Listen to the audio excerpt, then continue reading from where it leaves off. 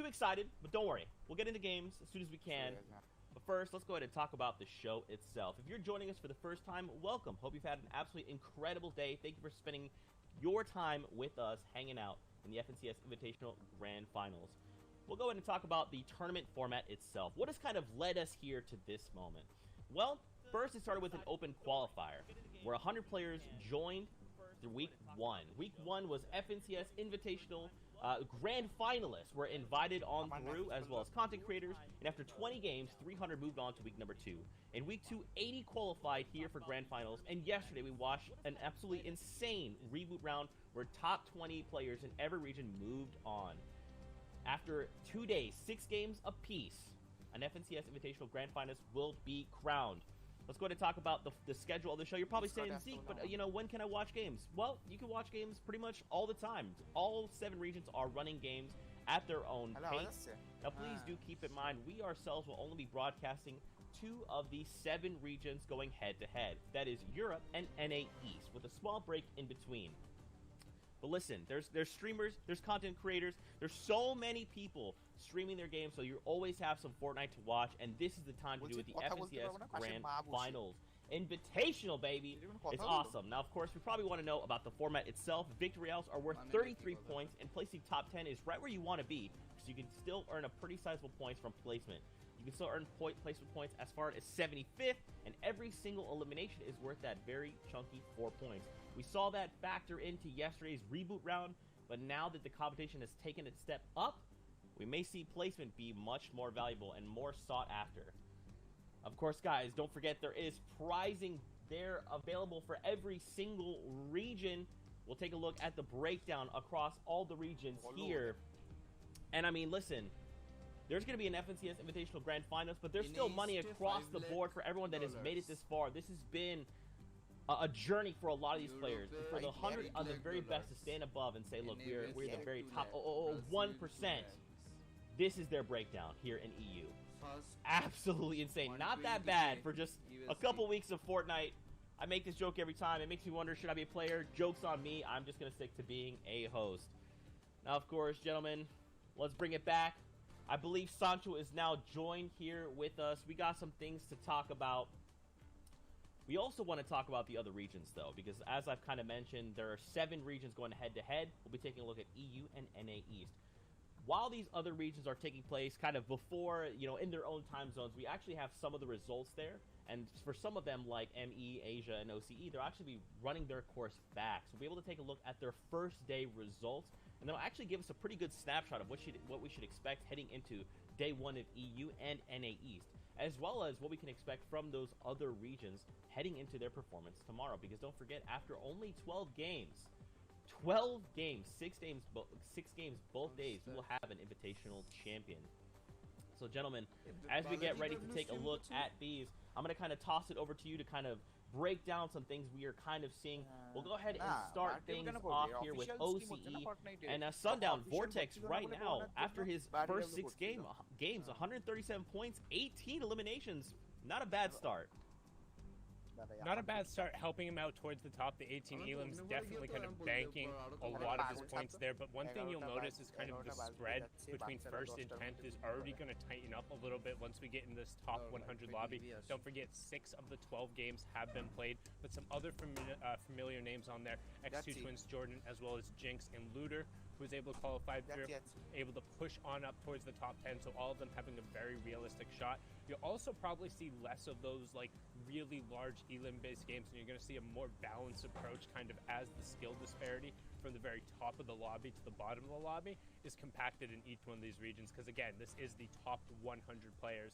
As now we swing on over to the next page, and some more familiar names being seen on there. Speedy, who we saw come through the reboot round, actually pushing up into 11th, mostly on a placement-based kind of strategy, but you also have Volks, Bola, 2 players who we've seen not only win Cash Cups in the region, but Volks was a 2-time Agent of the Week, winning Week 1 and Week 2 out of OCE, so hopefully continuing to push that performance forward as we switch on over to the 3rd page here.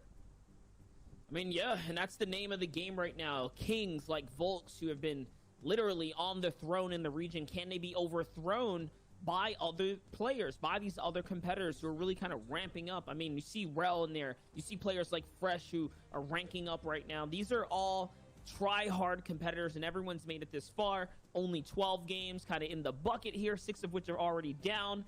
There's some huge kind of point differentiators from the players that are trying to catch up to first place right now. So we'll see if the OCE region of these players can step up to the plate now and really deliver when it matters. Here's your last page now before we hop on over to Asia grand final standings here.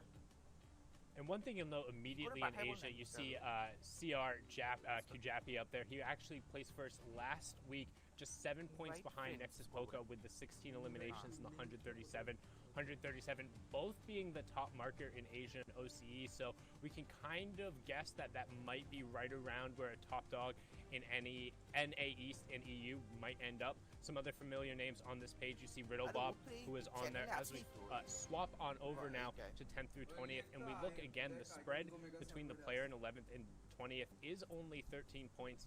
3 eliminations or a push into top 5 from any of those players will make the swing. And there's still 6 more games to be played as we swap on over. You see Curran, who was able to win week 3 out of Asia. FaZe Bay, who's had a number of good performances during the World Cup days, as well as Rizart, the World Cup qualified player, hanging out there kind of in the upper 20s area. And a lot of familiar players, Swilliam, Macy Fishy. So a who's who of some of the top players in Asia, but a lot of unfamiliar names as well. Players who are able to kind of push up and are starting to make a name for themselves. And you got to think about the point differentiators. Both regions, OCE and Asia, 137 was the top of the line, the first place kind of point threshold. That's the upper echelon, the higher cusp. Here's your Middle Eastern standings, and Sundown, I know we can talk a lot about this. The SAC-R teams, the power teams, these guys have been around for so long, staying so consistent. Yeah, I would say Middle East is probably the most predictable region. Just right off the start, Sakar, Nijbi, and Modest in the top. You have a number of other players. Unit, who is on that front page. You have Abu Fal, Jabber, Yonks, Soriano, my personal favorite to win, but still hanging out in 15th down there, despite having a victory royale. IXon, Moby, Bark Hero First. Like, these are players who we've seen consistently day in, day out. RV, like, they're on the leaderboards pretty much every single time, and it's one of the regions where the top players tend to be able to really push kind of into that top 50 threshold pretty much every single time without fail. The question is, who's the best on the day when they're really able to wrap it up? And now that we're moving into a 2-day format, it's really who's the best on the 2 days and able to put together a combined effort, because it's not just good enough to pop off on one day. You have to be able to at least secure points on both sides. That's why we're making sure we look through kind of at least the top 50 players. And now we're going to look over kind of who the players are competing in Europe. I know, Sancho, there's a number of players you want to talk about here. Oh, no doubt. This is what we're about to witness. The game 1 of the EU. And look at the qualified players. We're talking about Benji. We're talking about Wolfies. We're talking about Hen. There's so many awesome players here. You could, like Zeke said earlier, you could throw a dart, and no doubt one of these people will walk away. আরে তোর net ভালো দেয় এডি মানতে জানেন এডির ভাই অনেক ভালো speed দেয়. If you had to think who would come out of the EU really looking good in day 1. Man, you got players like Kiriachi, Let's See, right? Benji Fishy, obviously clear favorites. One thing to note, guys, these are in order from left to right of how the players are top down, left to right, and how they actually qualify through. So we're getting all the way now to the back pages where players just pushed through yesterday, the reboot. You think of it as a 2-day competition for grand finals, but it's really going to be a 3-day competition for some of these players. So can you stay consistent, be a top 10, top 20 player for 3 days in a row? That's a big factor, man. And this is what I see, man. Clement, you mentioned, came in all the way from week 1, now here today competing in grand finals. And, you know, Kenzo doing really well. Fanta, you know, these, a lot of the players here racked up victory royales when it really mattered the most. It'd be exciting to see if someone can do the run back, come all the way from the reboot and walk away. বলেছি ও বলেছে অফিসে গিয়ে বলতে I think the next thing we have to talk about, guys, is, of course, the actual map itself, right? A lot of these guys do hit similar landing spots. Like, for example, Cartoon, I'm sorry if I mispronounced your name. সোমের আওয়াজ but এরকম he was ভাবে in আসছে agency এটি yesterday, right? He was মুখে contesting শোনা Fool's Spirit. এরকম কেটে কেটে We already এরকম know ভাবে that আসছে there's already some players with their eyes on agency as well as ভালো লাগে না আমার এই ভোডাফোনের 4G নেট দিয়ে আমার ওতে some players might ভগবানের just মতো have an চলে obscure landing spot. They're like, look, I'm going to hit this house outside on the edge of the map. Someone else might have their eye on ভোডাফোনে that আজকে spot as message well. দিয়েছিল How do you guys think that's going to play a major factor? 240 পির উপরে গেলেই buffering হতে শুরু করে দেয় 2 minute চলে আবার No, yeah, I have something to jump on right here off the bat. There's players already changing their landing spot. You think about Moki and Benji, who were playing Retail Road together coming into this. Moki recognizing Benji as the clear, kind of dominant competitor. She's already manipulating her playstyle. I talked with Scali as well, who's playing the Pike, you know, one of those obscure locations you were kind of alluding to.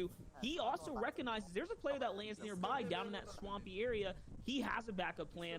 And everyone now, this is where you have to enforce your backup plans and play on your toes. You never know what's going to happen.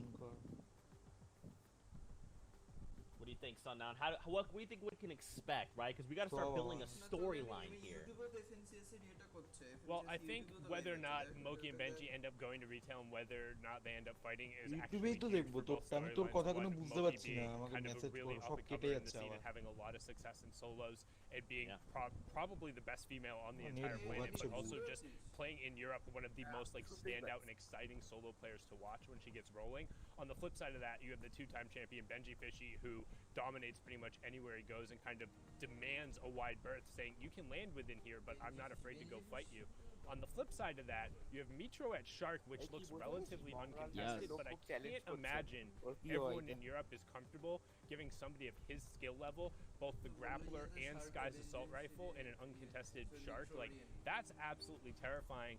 And then my last area of contention that I kind of want to talk about is Sweaty Stance, where it looks like 5 players generally will drop there, but my highlight story there is Vadil against Mongrel, because Vadil has worked Mongrel the past 2 Cash Cups, placing top 5 both times. In the previous Cash Cup, he 3-0'd him off drops there. So if Mongrel's not able to get rolling there, I don't expect him to swap spots, so that could be really tough. And let's not forget about Nate and Andilix, who both qualified through Sweaty Sands as FNCS duos, right? So what's that going to look like? Because for a second there, Nate wasn't in the talking. He didn't make it a week 2, or he didn't qualify through to the grand finals. He just only squeezed through now during the reboot round yesterday. So there's a lot of new names being tossed into the equation here. More research is going to have to be put into play. So who's more prepared for the drop spot today? And Monster, I just want to piggyback on what you said about, you know, Moki and Benji. I mean, not to talk about a different region, but we have, you know, Aiden and Nick Merckx and Tilted Towers. It's going to take that kind of a performance to say, look, I'm not going to give you this uncontested, because if I do, it's going to kind of not necessarily, you know, give you the tournament, but it's going to set you up for success, and I don't want that. Kind of bringing up Booga as well. Having an uncontested drop will do you huge wonders, and especially going into Game 1. If you have a pop-off game in Game 1, it's going to set you up for the rest of the ride, and that has been proven in different solo cups and championships all across the FNCS. I was just going to say, if NA East was any indicator, you said Mitro might have Shark to himself. The reboot round for NA East, all of a sudden, everyone wanted the Shark. Everyone realized, okay, if I need this victory, if it's now or never to close the gap, I got to get the grappler, got to get, you know, the good kind of loadout to set yourself up for success. And that's why giving someone the Shark is probably unlikely. And if it happens, it could just be Mitro walking away with the entire EU division. I mean, he is the king of online kind of performances when it comes down to it. Now this actually, I actually want to shift gears a little bit, because now we want to talk about that success factor, right? When we're leading into the weeks, it's like you could either play, you know, those classic W key games where you jump in, you try to find eliminations, or you could play those other side where you're looking for placements with kind of eliminations sprinkled in. Now that the competition is as thick and as fierce as it is, how do you guys think that's going to kind of develop? Because a lot of times there's kind of like an overarching develop in that like set of games they're playing. So how do you think that that dynamic is going to affect? Because I feel like the eliminations at 4 points is pretty tantalizing, but a lot of these players are probably going to look to try and hit that placement mark, right, Sundown?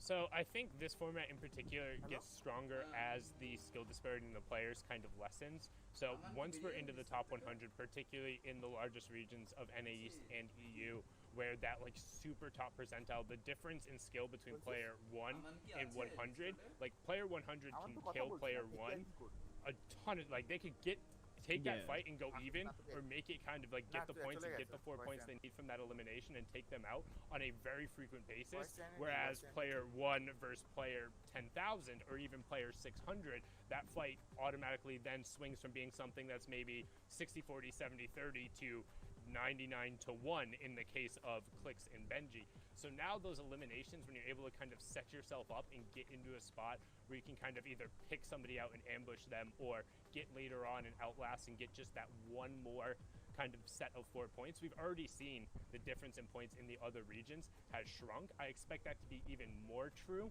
in Europe and NAEs.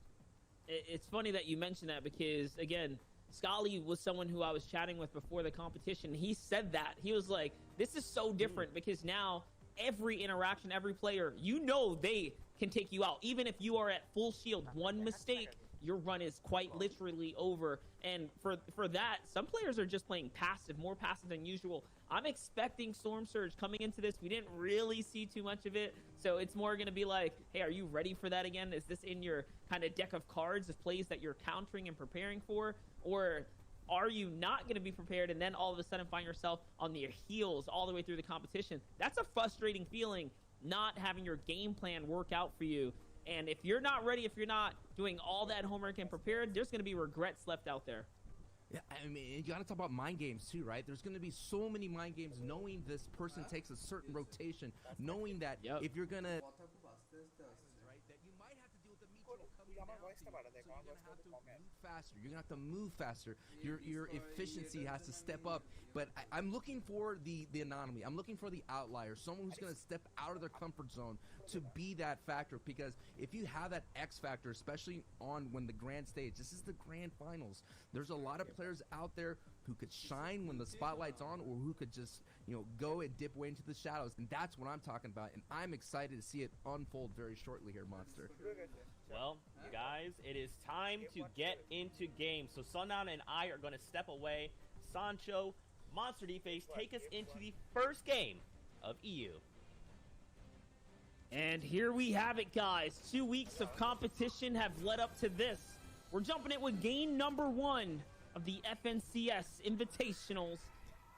This is going to be very intense, and we're kicking off with the map. Just take a look. Allow this to be absorbed into your brain. There are 4 players in Retail Row, 5 players in Lazy Lake. I'm looking at multiple players up by this shark area. Sweaty Sands, like we knew, was going to be contested by 4 individuals. Misty Metals as well. There is no freebie locations on the map right now. This is what we expected, Sancho West. Yeah, and you see it already. The first zone is shown. It's favoring people that are landing at Lazy Lake, and Savage is going to have to make a crazy rotation all the way down there. But we're on board here with Mitro, who looks like, as Sundown said, not uncontested, and someone's already yoinked the grappler there, Monster. That's right, and this is not the situation you want to be in if you're Mitro. Mitro, though.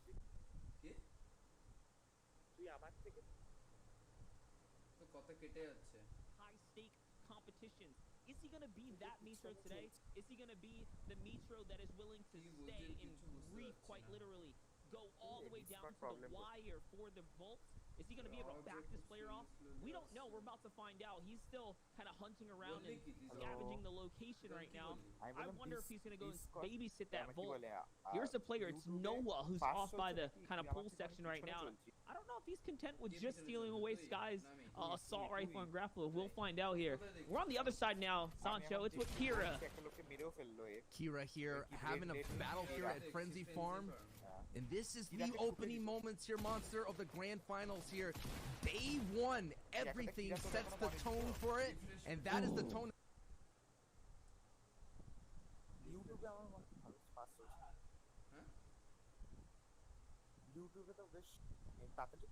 Monster, already 4 points here for Kira. Listen up, we're talking about the best 100 players in the European region. You have to put respect on every single player's name, and Kira's not doing that. Not here, not this early, and he's going to pay the price as Maester jumps on over, wraps this fight up.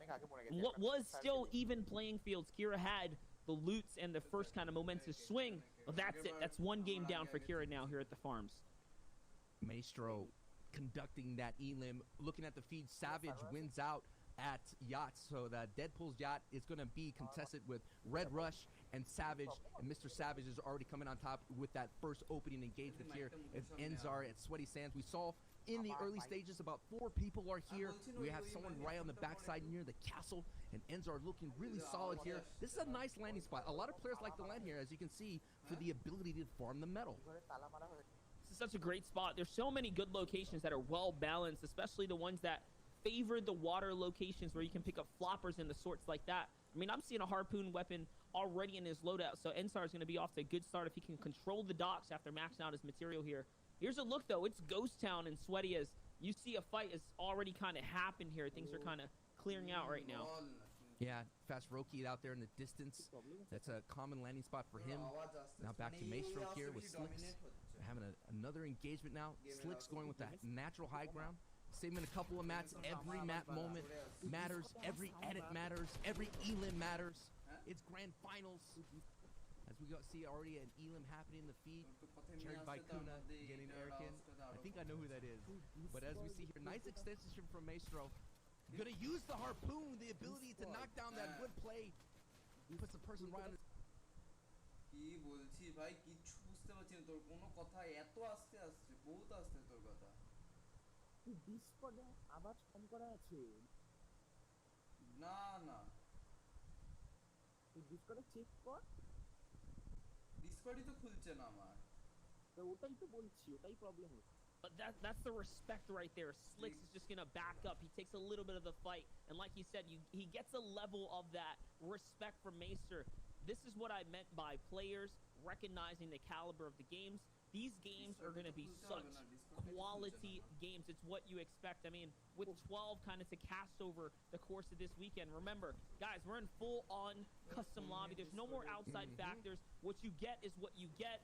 And that's it. There's no kind of gamble factor of, someone's landing at your draw spot. That's it. The answer's the question is answered for you. You have to prepare moving forwards.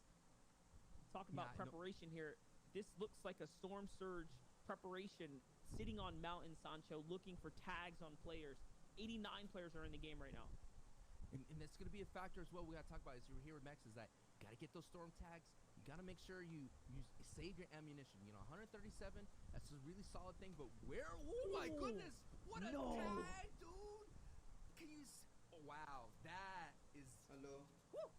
Dude, that is like that's the one you want. Yeah, dude, the freebie is like all of a sudden, man, you got that free tag there with the 4-point. That's a nice play, and that, like what I'm saying, that's a big factor right there.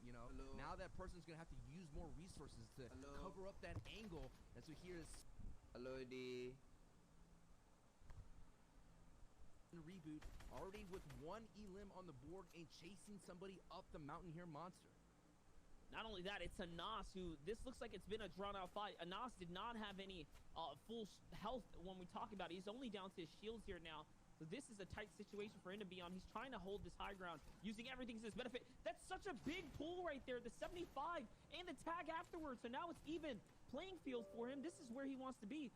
Anas should know better than to give this guy an opportunity. They are both going to reset right here. He probably lost his one chance with the lead here now, having it 50-50. But all right, he's going for the full-on kind of box battle. He wants to go for it. I mean, the indicator right there, he heals, the shield go off. He goes again in another harpoon pull. He's just going for the high damage pulls here on the zip line now, kind of breaking it all through, and no, it's not going to be enough. Anas is going to fall. Man, he really put it all on the table with that harpoon. Gotta go for it, man. Gotta go for it. I mean, Anas, knowing landing at this base camp hotel, now knows, you mentioned it before, that he's going to have to deal with sweets. That is the thing that's going to happen for the rest of the ride. And do you have that confidence to go, all right, you got me that time, Sweets, but next time I'm going to come back with a vengeance. On board with Vortex Monster. Vortex here looking really mightily strong with that mighty Midas's drum gun.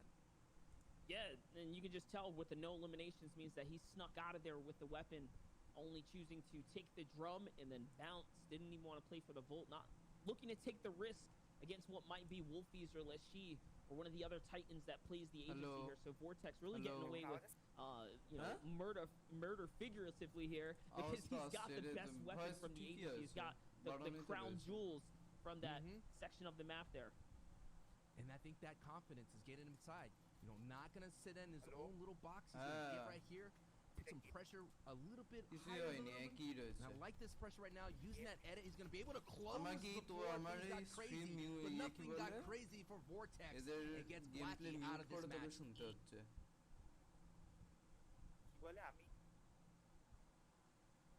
আবার কিছুই সব কেটে গেল তোর কথা পুরো This is someone who, again, competitive history. Ball This is কিছু the ভাই তোর কথা কিছু invitational বুঝতে পারছি round, না right? আমি Everyone kind of is here কিছুই for a হচ্ছে না reason তোর কথা without a পুরো doubt. আস্তে For আস্তে past আমাকে এইটা মিউট performances, করতে for হচ্ছে পুরো accolades that they pull through. Vortex is specific. Just came out of the mute reboot করে round, তোর right? কথা This is কেটে a কেটে 3-day কেটে কেটে competition, a যাচ্ছে big 3-day competition for him now. Grand Finals is on the line. কিছু বুঝতে পারছি না কিছু বললে আমি শুনতে পাচ্ছি না মনে কথা Sitting out on the mountain here, looking inwards. হ্যাঁ There কি is a করব player in front of him though, Sancho. He's got his eyes set on the prize right now. Pump shotgun, great loadout as well. He's in the zone too, just হ্যাঁ the edge of it. He could be playing for a little more real estate, but instead he's trying to get some tags while he can here. All right, so now Freemock and Casper are going to jump in, and it's a 1v1. It's all kind of clean and dandy here, but no, the shots are coming in from behind. The big pump shotgun shot. He's going to take it. It's going to be successful. Now Caspery's kind of looking for an opportunity here to continue to bounce back. So the shots kind of simmer down now. He's biding time here. Caspery with the big elim, the refresher. It's all worth kind of sitting in the zone here. Now we're jumping over to the other side. We're looking at Misty Meadows. When we came in, we were looking at the world map, guys. We're looking at Misty in specific. It had 4 different players, not including the ones that were around the area. And Diablo's going to eat the big shot from Chapix, the World Cup qualifier. 5th place in duos with Crew, both of which are scary when it comes down to fight, Sancho. Yeah, man, absolutely scary. Diablo coming from the reboot here, and that's what's going to be, man. Chapix is going to do his best to condition Diablo not to keep landing there and talk about somebody that's a top dog here in this lobby. It is Lecce, finishing 3rd place here in week 2. Lecce is going to be one of those ones that is going to command a lot of respect here at Loot Lake, looking really solid. And actually, he came out of the grotto with Brutus, so no doubt that's the spot he likes to go. But wait a second. From my research and history, Leshy was landing Lazy Lake. So he's back in Lazy Lake, his home turf. How is it that he came up with the Brutus's minigun? There's a story here that I'm not sure how it all happened because he has 0 elims. So we'll see if he is changing up his landing spot. Or maybe he came across a very, you know, valuable loot pile. As now he's on the console track. Lysen here, once again, a player that qualified through console, now in the PC. The big dogs of the world here. It's Leshy versus Lysen. These are 2 controller geniuses, right? Let's see who's going to represent. Can Lysen prove the naysayers wrong now? Minigun. Pressure's real, Sancho. Pressure's real. The minigun is raining fire down. Lots of bullets coming in, rat-a-tatting through, doing his best to get in. You're seeing the high-level box play. Gets right there. Got the big tag there, Monster. He's pushing through now, going for the final kill. Elimination right there. Lysen gets it with 4-pointer. I mean, that was the question that I asked. Can Lysen keep up with a veteran like Leshy who's been doing it all this time, top dogging on the leaderboard? We kept talking about Benji Fishy so much, but we just, you know, it was Leshy who was living as his shadow at that time, the 2nd place constantly. Week 2, week 1, just right behind him at all times. Leshy is here, and he's here to show that he wants 1st place. He's as good as anyone else. He can take it. Here's CRR, though. And a little bit of a battle now, trying to find his way into the build. He is going to sneak right in. He's going to take quick care of Mitro. Mitro's not going to be happy about that one at all. No, my good. Dude, I was about to say, like, the lobby is opening up here, Monster. People are now taking engagements. I think the, you know, the positioning and things of that sort, you know, the jitters, as we like to say on the cast, has all gone away. And, you know, someone like CRR pushing right into Mitro's box like that with that utmost confidence, that is the key factor. That is that factor that I was talking about while we're prepping for these matches. Who's going to have that confidence to say, I'm one of the best players in the world in solos, and Lecce with a big tag with the heavy sniper, gonna go ahead and go with that closing argument of Brutus's drum gun, and he is in the zone right now, Monster. Leshy looking like he has the cheat sheet to all the answers on the quiz right now because he's breaking into the boxes with the problem solver, the heavy sniper. And look at that, 2 elims. He's treating this like any of the other weekends. No respect on the competitors. He doesn't care. He knows he's been top fragging for a reason. His confidence must be at an all-time high. And remember, the limited game, Sancho, 6-6 means that there's no room for error. But if you pop off, you're going to be in the lead like big time. Yeah, and not to mention, we talked about duos and trios and squads all together. I mean, Mitro and CRR, we're duo partners. They're partners, they're friends. They know that. So it's very interesting to see. We're going to see a lot of different butting heads here, a lot of styles all coming together. And it's going to see who is going to have that big factor that's going to come on top here. Low-key, starting off the day really solid here with 5 elims, has a great kit, not a lot of builds here to be able to kind of make a big rotation, but we're getting closer and closer to that infamous half in, half out. About 2 circles away here, Monster. But I like the sitting very low up, you know, on a mountain, and that's what you want to do where the zone's going to be. Yeah, I mean, he's sitting over the competition right now, and he looks like he's playing the push and tug right here, trying to force players into other players, and that's going to find himself a free elim as the lobby kind of converses into one another. Locky here. কি করলো মিট্রো কি tactical শটগানে ঢুকে গেল নাকি So far he just squeaked through the grand finals today. You know, week 2 he had a 78th placement performance. So he was on that bottom big question mark, like did he do good enough? Was his performance enough? It clearly was. I mean, he's here amongst the best. Lots of proof for him. Here's a big name. It's Genji Smokey now. Milan Tayson, who lands over at the Steamy Stacks with Janice. এখন দেখছি তো মিলানকে Coming in with Milan's perspective, he's putting pressure on the lobby. There's a lot of action going on right now. The southern congestion is happening here, which is kind of uncharacteristic, honestly, if you think about this zone. Favored the south, and for the fact that there's more players in the south all huddling up, they're just inching their way to safety and then pausing. That's the respect. That's the presence that the players are demanding in the lobby, and the players are giving to other players in the lobby. No doubt, Milan giving some tags right there. Big hits. He gets Kesher right out of this lobby here. But that is what you're talking about. There's not a lot of people in the center. We were watching in the open qualifiers. Week 1, week 2, a lot of people hanging out in the center.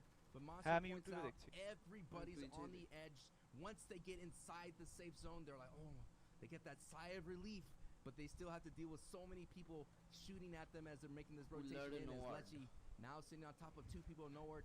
And I think that is Airwalk right there, right? Yes, it is. So these are the kind of guys that come out of Lazy Lake. So you're going to expect them to always butt heads as they're rotating. And there's your boy. You mentioned him earlier, Skull. Yes, Scale. Timer set করতে গেলাম আমি man is not giving it up. He's not giving anyone a timer moment set to করতে গেলাম kind of AC breathe, বন্ধ হয়ে গেল especially not with all the elims he's picked up. You got to think he's on some serious light ammunition right now. 900 in the tank. Oh my His tank is full, and he can put the pressure here. He can really go the mileage. So I sit on kind of that one for a second there. A quarter mile at a time, baby.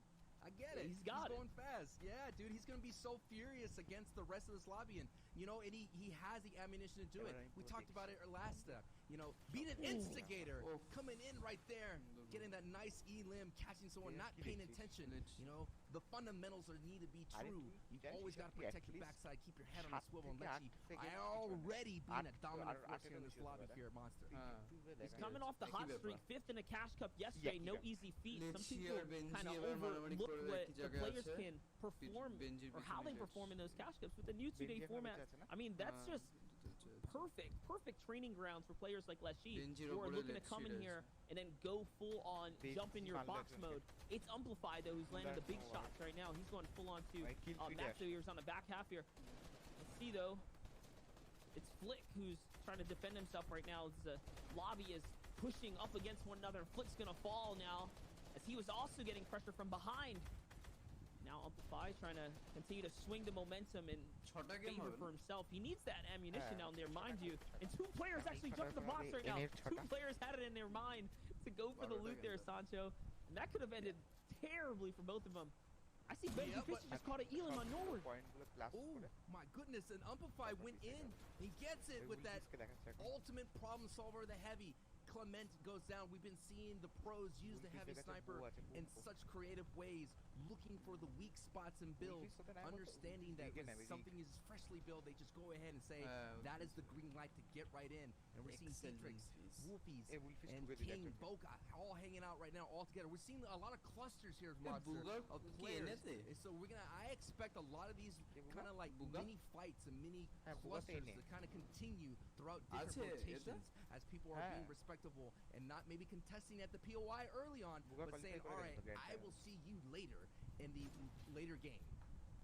I mean, I'm already seeing just the difference right now of styles here. Wolfie, someone who is known for jumping into fights in the mid game, is getting pressured back, and this is why you gotta respect players in this mid game right here. You don't know who you're jumping in on. Jump in a box like Wolfie. Wolfie's gonna connect all the time there. He did not get to successfully pop the heel off though, as he does manage to jump on this launch pad here. It goes for the half in, half out. Someone was in front of him though, so it works out that he doesn't become the focus point here, but Chapix looking to sit in the zone right now and flop her up heel as he kind of takes his time right now. Take a look though, kind of hopping all over the place. You see Maester falls there to Milan, who's heavy snipes him at point blank range, by the way. It takes out Maester. No, man, that's one of those ones you just put on your trophy right there with the nice quick scope shot Milan. This is the lobbies are getting very stacked, as they say. Look at all the congestion that's happening. All the catacombs are all building out. Players are going to be now box fighting intimately all together here in Zone 5. And Adelix goes down with the problem solver play from Milan. 14 points so far, Monster. That's right. Milan taking down the FNCS Duos, current reigning champion. No easy feat right there, but that's what happens when these pros catch another off guard. Anything can swing. Here's Milando really kind of cooking up right now. There's another player. It's the attack. Literally finding its mark here, and now he takes out a World Cup qualifier right there. One of the best of the best. It's Chapix who's going to fall too. And again, I mentioned Benji Fish. He's in the feed, still tearing things up right now. So keep an eye out on him as we're approaching endgame. He's still racking up and accruing points right now. It's time to scramble though. Sancho half in, half out. He's got to make the run here. Milan's in a dangerous situation. Treacherous waters here. There's shots going on all around him. He needs to siphon so bad here now. Things are really ramping up amongst the chaos here. This, will it be? No, Milan's now going to fall. Wakey, mobile player, Queasy, all still in the game right now. Those are the guys in the back foot. In the back foot, front foot, people gliding over. Chaos is happening. We just saw Benji here making his way towards the top. Every time he rotates, he keeps pushing up higher and higher. That is his style. Expect Benji to compete for the high ground very soon. But he's not going to go for it. He's going to have the perfect timing, Monster. As you see there, he realizes now is not the time. And now we're on board with Benji, the king of Benji's Row, who will have a tournament very, very soon, hosted by himself. Benji sitting with 13 points, looking really solid here, getting some nice tags. And I'm expecting Benji to walk away with some monster points in this Game 1 opening of the Grand Finals here, Monster. That's right, we're here. It's the Invitationals. Everything's on the line. All pressure's up. In plays like this, Benji are taking huge risk right now. He's going to go for the heel off, though. The shotgun was not in his favor here now. He is looking to chop up, but someone as mechanically gifted as Benji can make these huge swings, these huge turnarounds. He knows better than to be sitting on the back of the zone right now, but he's trying to make the big come up. He doesn't have any material. This is desperate zone. This is treacherous territory. Can he find something? He needs the impact elimination to keep him in the game. He's going to find it. It's on Snappy, the champion from squads here now. And this is what I mean. It's the caliber of player. It's the best of the best. And Benji's going to find another one. Squeezes out Jachu from the lobby. And it's for Elam's top 10. More placement given out now. Floppers are in its inventory. He has plenty of time here. He is already broken through the top 10. He's on track to continue to be the best solo player in the region. Just a matter if he can keep it up here, Sancho. He is cooking it up right now. He is flying 30 points, and he's doing really well. Has to avoid the storm there. Gets right in, and now he resets, reloads the heavy sniper, getting ready to find another problem to solve with it. And here he goes. Gets right in, doesn't find anybody, and now he has an opportunity, and he just gets hit with the utmost hit.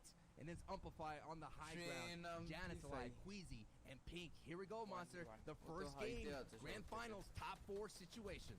That's right. It's Queasy who's on the low ground right now, really desperate here. He's going to land a shot as the player was in the storm there. He might just have that one roll over. Amplify is not giving up, though. He's giving all the pressure from height.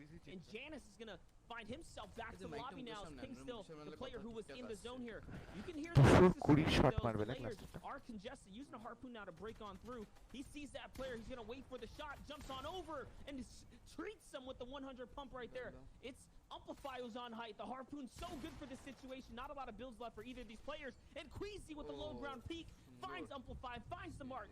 6 eliminations, Sancho. And there you go, Queasy walking away with the first game of the EU Solo Invitational Grand Finals. Let's go, baby!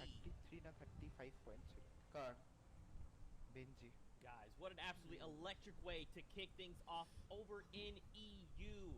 The competition right now is so fierce. So many big names going head to head, breaking the very fabric of reality that we know.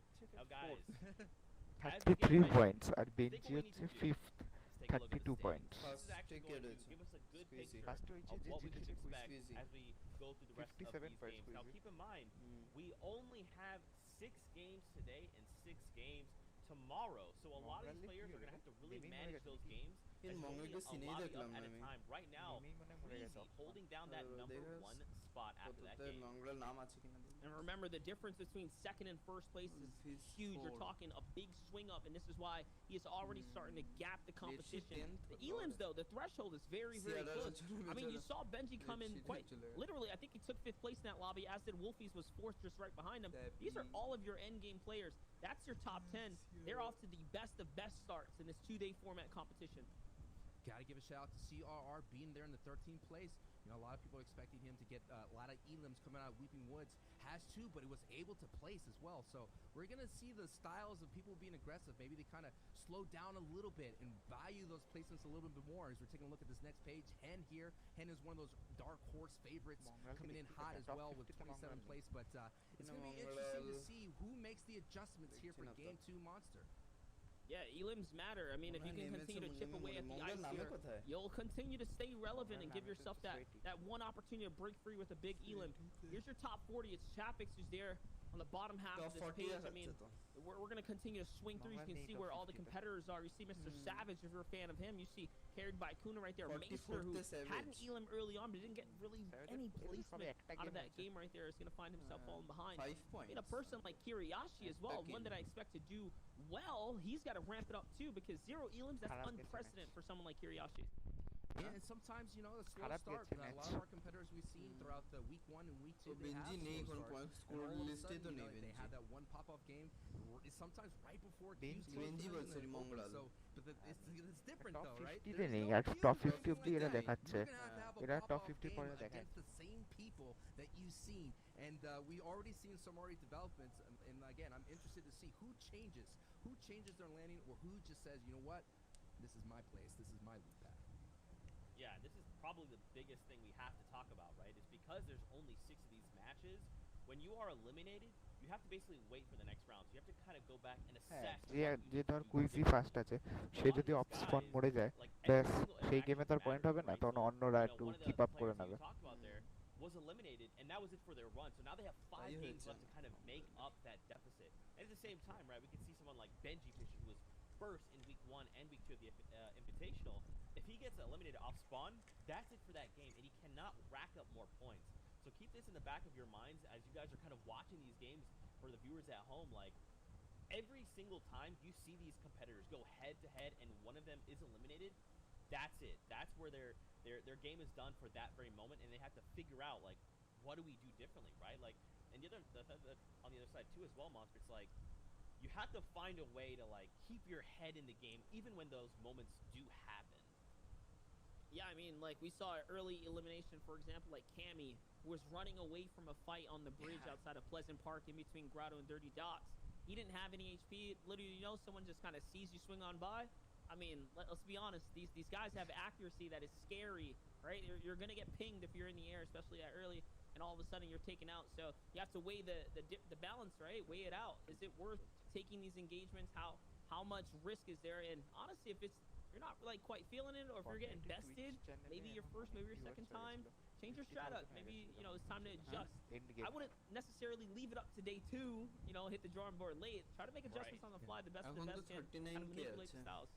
এখন কমে And গেছে না, Monster, খেলা and হচ্ছে না, there's খেলা so হয়, many players end out game here A that যখন I যাবে like to call তখন দেখবি opportunists. খেলা You know, হবে। they're always looking for those elimination. They're always looking for an opportunity to at least get some couple of tags. And we did see Storm Surge a little bit of being a factor. Didn't really cost anyone too much that we saw in the cast. But we saw that it is coming into in the late circles compared to the open qualifiers and things of that sort. তুই But, 72 I hours also want থেকে to bring up চিনিস is that হ্যাঁ নাম the শুনেছি big thing about 72 hours you know, stream that one হচ্ছে elimination on the everybody. bridge with that one tap, now they're going to be like, nah, I got to use resources. Right. And I যতক্ষণ- feel that there were so যতক্ষণ many main players that channel এ না didn't have as many make it resources, or 72 the hours. impact eliminations near the end wasn't like all of a sudden this guy has crazy match. So it's 72 going to be hours really cool to see what ends up happening in Main game channel 2, যতক্ষণ which we're শোনা gearing up very shortly.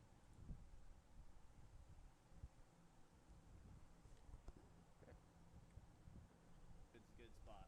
Say- That's how I feel. 72 hours চাললাম তো Moki with 2 eyes. No good loot, but good rotations. I disagree. I think it's the exact opposite. বলছে weeping wood is not a good spot. ঠিকই বলেছে I think the rotations are terrible. দাঁড়িয়ে রেখেছে 72 hours. Fishich gifted a tier 1 sub to Tim the Tatman. They have given 54 gift subs in the channel. Thank you, Fishwich. Aliens, I just think it's bad rotates. I don't like going up on those hills. to followers the east. একটা It's just এখনো কি sketchy. কোনো There's always ইউটিউবে people fighting টুইচে there, and you're always subscribe get করেছিস না। Going south, you're going into people with Slurpee loot. That's probably out of controller. আমি If you go করবো কেন, north, আমাদের you run into ইন্ডিয়াতে Slurpee সার্ভারই নেই PC, টুইচে। which means you're probably running a drum gun player. It's just the worst. ইন্ডিয়াতে server দিক I তাও never করবো want to land there again in a solo সব tournament. 500 টাকা করে It's not মাসে good. আমার স্টিকার আমার দরকার নেই। I died at the drum gun twice. দেখতে That পারোনি rotate কথা। north, and then the drum gun player just runs at you. কত লোক সাবস্ক্রাইব করে করে ভাই At least Wall the of south, yeah, but I mean the south's okay, but that's just a Slurpee rotate. Like it's not like weeping. Main চ্যানেলটা একবার খেয়াল রাখবি, যখনই মেন চ্যানেলে শুরু হবে I don't know what the finish said. Scully.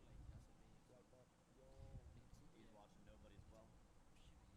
Anyone else chat? Let me know who else is streaming. Twitch theatre এটাকে আমি ইয়ে করতে পারছিলাম না multi Twitch. Zabuzak. Thanks for subbing in. 0 hits.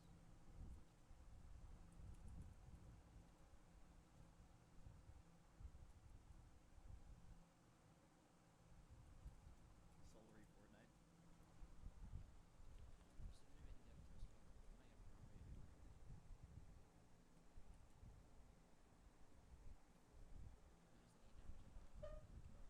একটি স্ট্রিমিং মাইকগুলো থাকলে খুব সুন্দর হতো 72 hours এর হেডফোনটা দেখ, মানে ইয়ারফোনের মতন, যেরকম কানে নর্মাল গান শোনা, ওটাই করে খেলে। হ্যাঁ ওইটা হয়তো করে ভালো। দেখি তো হয়তো ভালো আর কি, কে জানে। I like northwest, northeast, and south. এগুলোই বেশি বেটার, এরকম দামড়া কানের I just think মধ্যে না southwest থাকা। and like Yeah. mid left. কিন্তু ওর Midwest, কানের মধ্যে বড়গুলোই লোকে is পড়ে no আর fun for me in solos. Surrounding নয়েজটার Actually, just in ইয়েটার general, I just জন্য don't like those সাপারেশন rotates. না So I think for me, that's where I don't want to go.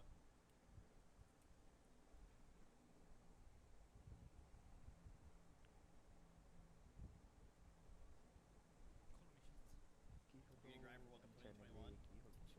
Yeah, I don't know if I'm just completely delusional, but like playing yesterday, I feel like I was just unprepared for শুরু গেছি, solos. আমি It wasn't check like I Good. sucked. Make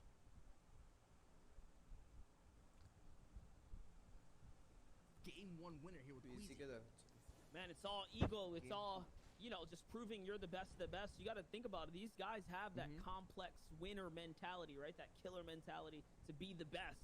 And if you don't, you're not going to be amongst the best. And in order to prove that, sometimes you got to prove it to yourself. We've- You got to play that drop spot until you are the king of the area that you've kind of taken your claim on. Just look at how these engagements kind of play out, right? These are two players that are now respecting one another's drop spot.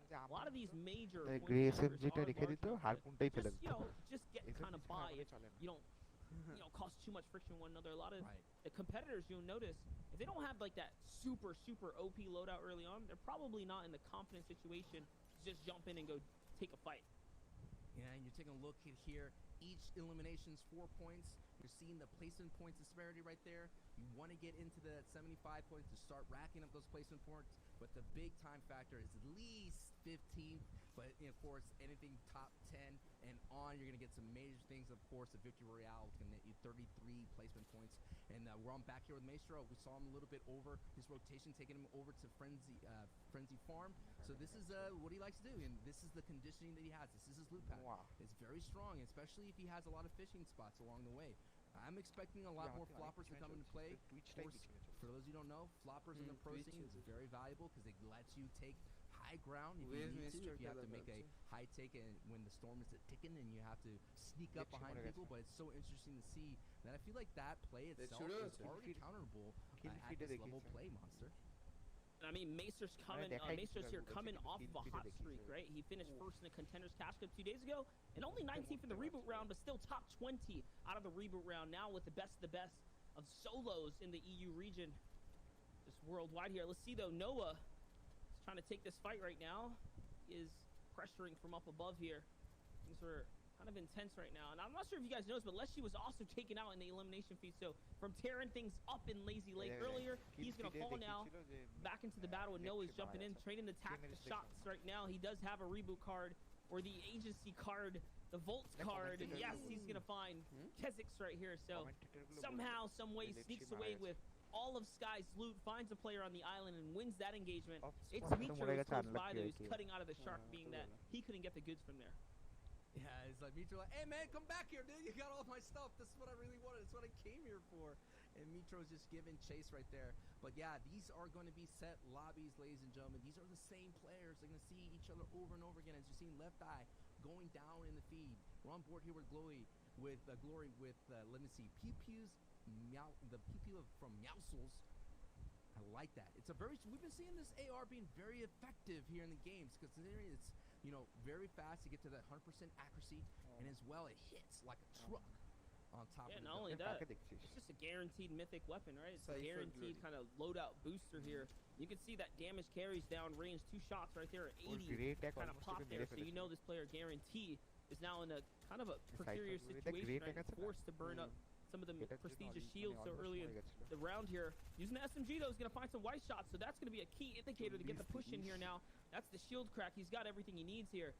That means this guy only had minis prior to this battle, and now, boom, he goes. He takes the wall. He takes the ramp. Good piece control. Finds the 2 tacks, and now Carton is taking out the game. And that, just like that, the Meows's rifle shows how fast you can set up the battle. 80 damage to kick things off. It just hits the builds. It hit constantly, breaking builds, and just allowed Glory to close the gap. Got those tags with the SMG, and eventually that 4 points there. That we see it drop in the distance. It's going to be interesting to see who decides to take more third parties along the way. We do see an opportunity here for a 3-fight here between Marcus and Cammy. And Marcus is going to do the thing that we've been seeing, this strategy in solos, this ambush, using the crouch. Gets a nice tag to open up this engagement. You mentioned a little bit, professionals don't need a lot of tags or hits, or they don't need to see the white numbers to get the green light. But I think oh my goodness, leaves his backside exposed. I was going to say Marcus is choosing to disengage, and they said, no, you're not going to get away from me. How dare you? The vendetta from the Marcus's opponent is so strong, Monster. লোকটা যে load ছিল কি সুন্দর মারলো দেখ Atlantis. That's right, that heavy sniper really swinging things back in the opponent's favor here. Marcus is on the run though, and he's kind of regretting taking the push here. This enemy has to be kind of nervous though, or wary. He doesn't realize that Marcus already floppered up, and that's the kind of mistake that you make.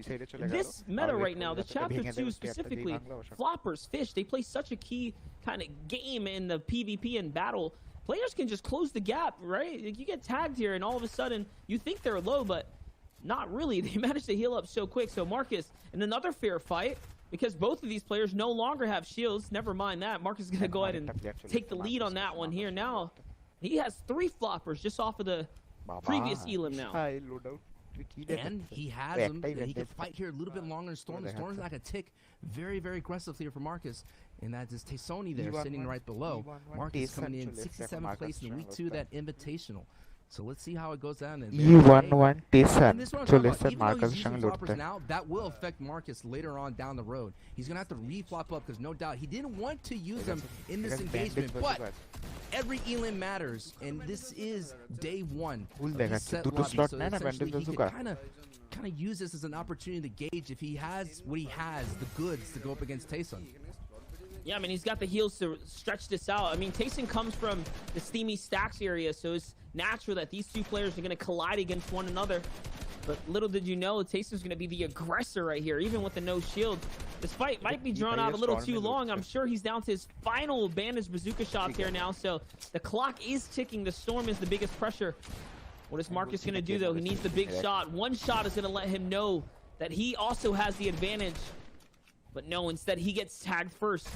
That's probably one more shot now. Here, Marcus tries to go for height. Good ramp overhead, though. Tayson taking good control of the fight.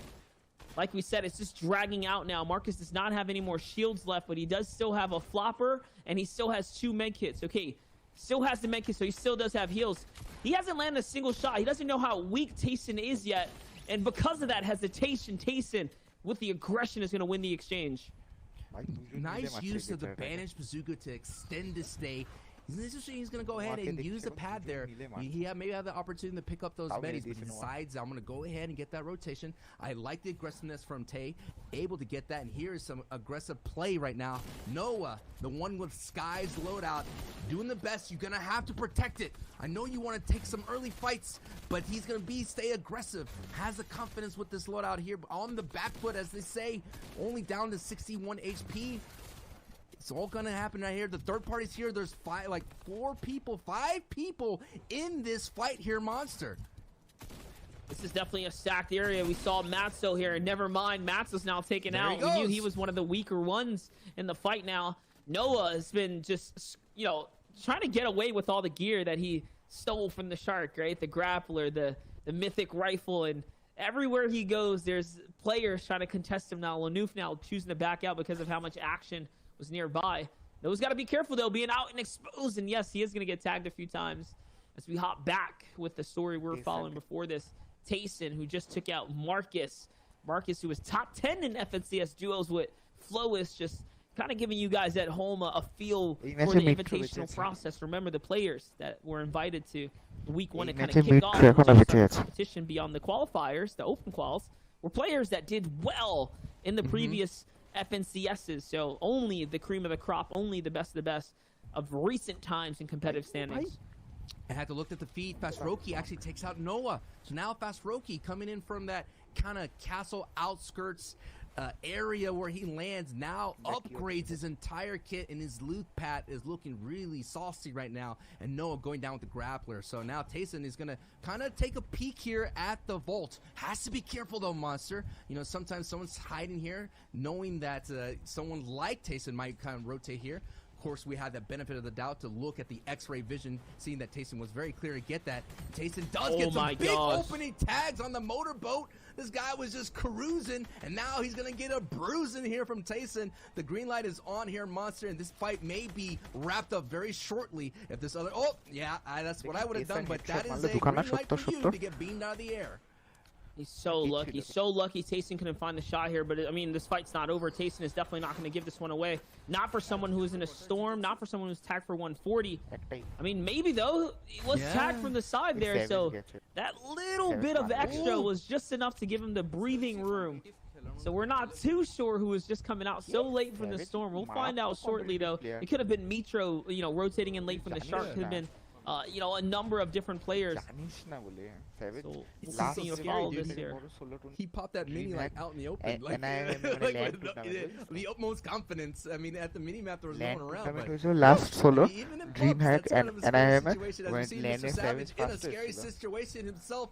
Chapix now with the advantage. Savage with no kind of heals except a shield to his name. It's going to have to get this quickly because now he's taking some storm hits right now. It's a passive damage, and that is not a passive damage. That's a very aggressive damage from Chapix, and that's a big-time name to add to your, I guess, the side of your plane there, Monster. It's so interesting. Savage Falls, who's playing the yacht. Red Rush, who was just getting chased down by Tayson. That was another player that plays the yacht. So, yes, Red Rush rotates around the kind of riverway. He plays the beach and then comes in late, almost consistently as a tendency of his loot route. So you're seeing how players that play the same areas play differently, and the causes, all right, the risk of playing differently. Right? So Savage makes it to zone early, gets taken out by Chapix. Red Rush comes in late, gets hit up a few times by Tayson. These are the paths that are inevitable. They're gonna cross consistently all the time. It's now Snappy, Chapix, two huge names here for the EU region. It's going down. You hear the upgraded pistol from Snappy right now. I wonder if he's been struggling throughout this game. Chapix is kind of vibing right here. I mean, he has the fish to close the gap on the heel if he had to, but no. Snappy's gonna back up. He's gonna play a little more safe. Chapix starts to heal up. Yeah, and this is like, I mean, come on over here. It's not a safe area, but it seems kind of chill. The chill factor just went down completely to zero. As Endelex here, champion in his own right. We're seeing champion versus champions all across the board. And look at that, just waits, knowing that this player is going to try to get inside his box, gives him the L dance, hard find. No doubt it's going to have a hard time sitting in that lobby, knowing that he just got L dance on their monster. That's right. I mean, hard find fell there. In the feed, we saw Tayson finally catch Red Rush as well.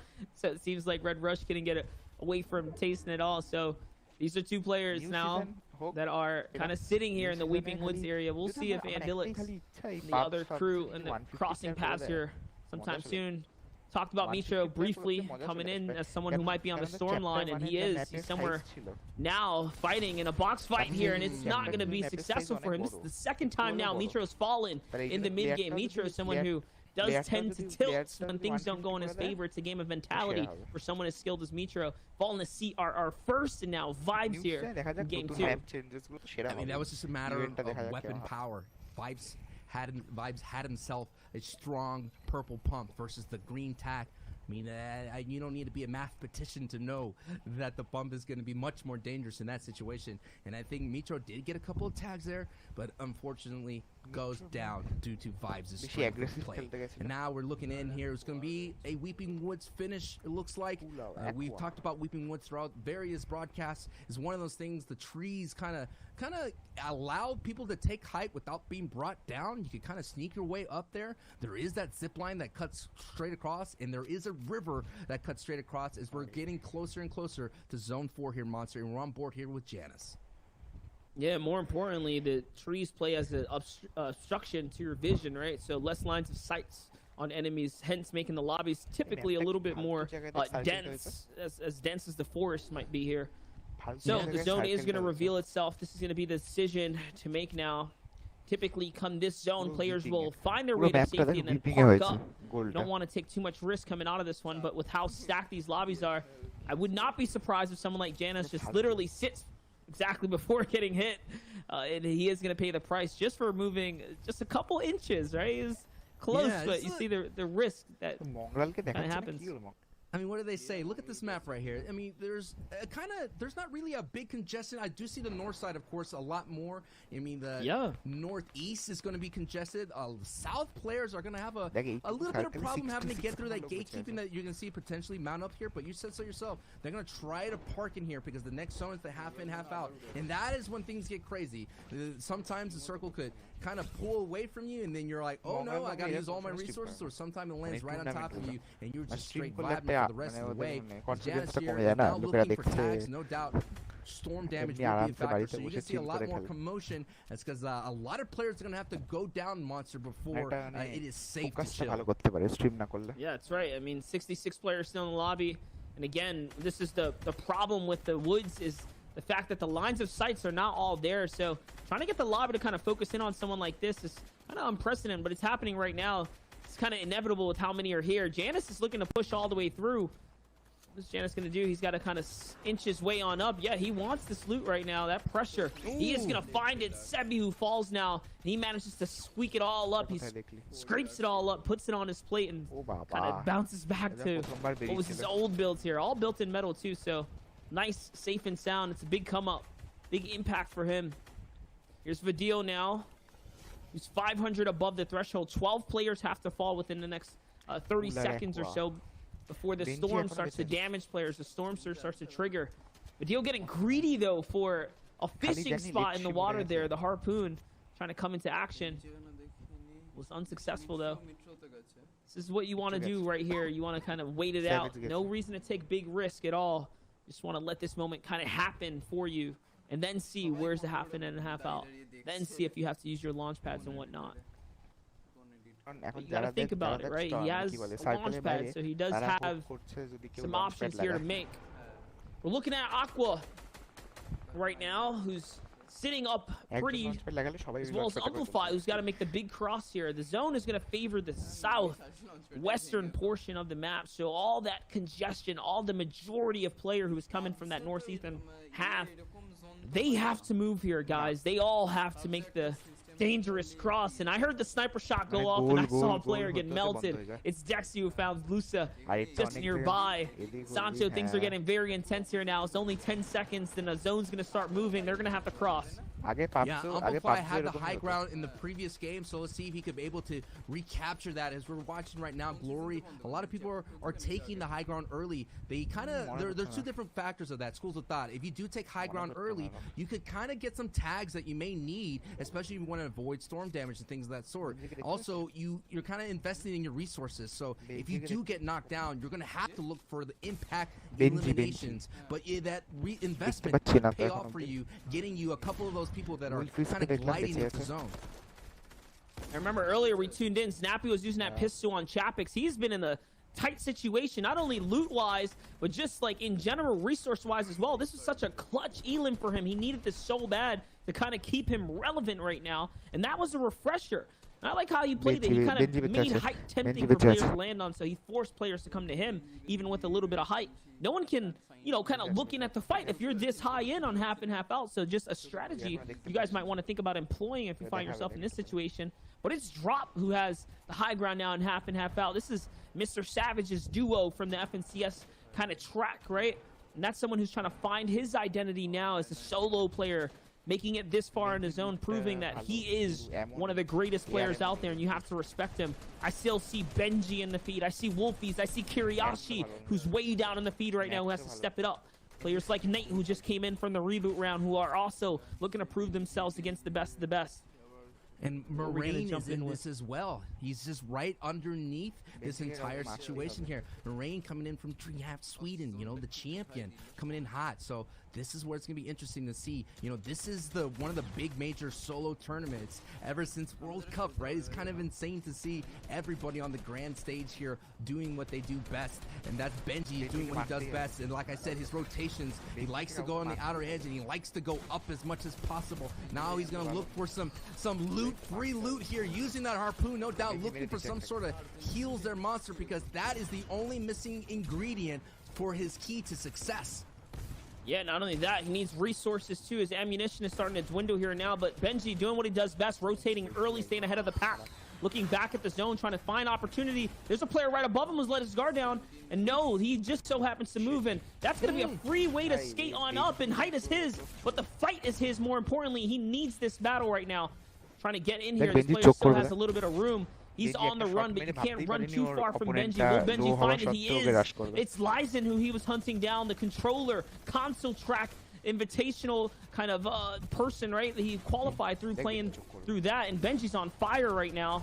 One Elam still has the minis. Finally, a moment now to pop them. More. Just to get a couple tags, he jumps to the box, and no, Benji gets taken out. Gets too aggressive there. Gets too aggressive. Tiago gets out from one of the best players in the lobby. We're taking a look at the overall chaos that's happening. And Snappy sitting right there, kind of parking himself right on top of someone's tunnel there. It's a great strat, especially when you're going to fly right over, getting yourself to the front side of it. Taking a look at the feed, big names going down. Mongrel still in this. Tayson still in this fight. 42 points here for Snap, and he's looking to get more right there. See some fresh builds, trying to break it. And now he sees someone using that bandage bazooka, and that's usually the audio cue to say, it's time for me to attack monster. That's right, and he's using that shotgun as a wall buster to really soften up the build so he can find opportunity. And talking about it, he finds some soft builds here with the wood, and he just starts pulling up all kinds of loot. Nate's gonna fall there. Mobile player, he actually catches 2 for 1. The big special right there. There's another player on height. Snappy is being focused now. He has to decide to go down, and yes, he is going to jump down. He doesn't want to be on that kind of focus level here. Trying to pull in some gear from the zone, sees someone back there. It's someone with a grappler. He finds it. It's a Nas. And now a Nas falls, and the grappler is his. This is his moment to swing things around and take height. with a little bit of material that he has. It's do or die. It's the situation to be made, and he does. He goes up. He has high ground. Not a lot of material to hold it, but just enough ammunition to continue to pressure down the lobby here, Sancho. He can take this game with a textbook victory now.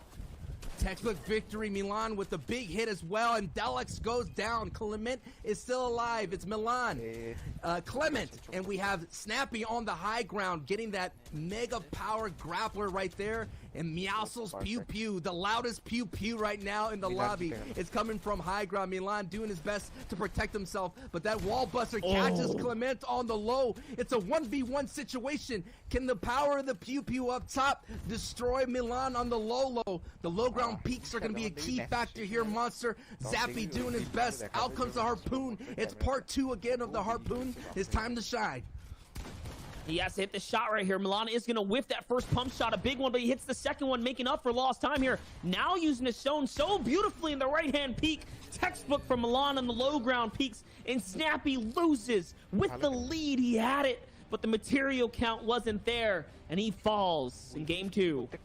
Always comes down to materials. This is a game that features building, and Milan was able to capitalize with that big-time shot, knowing that his opponent had nothing.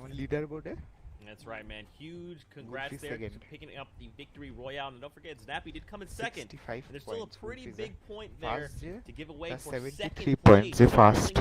Our Wolfie second, the 65.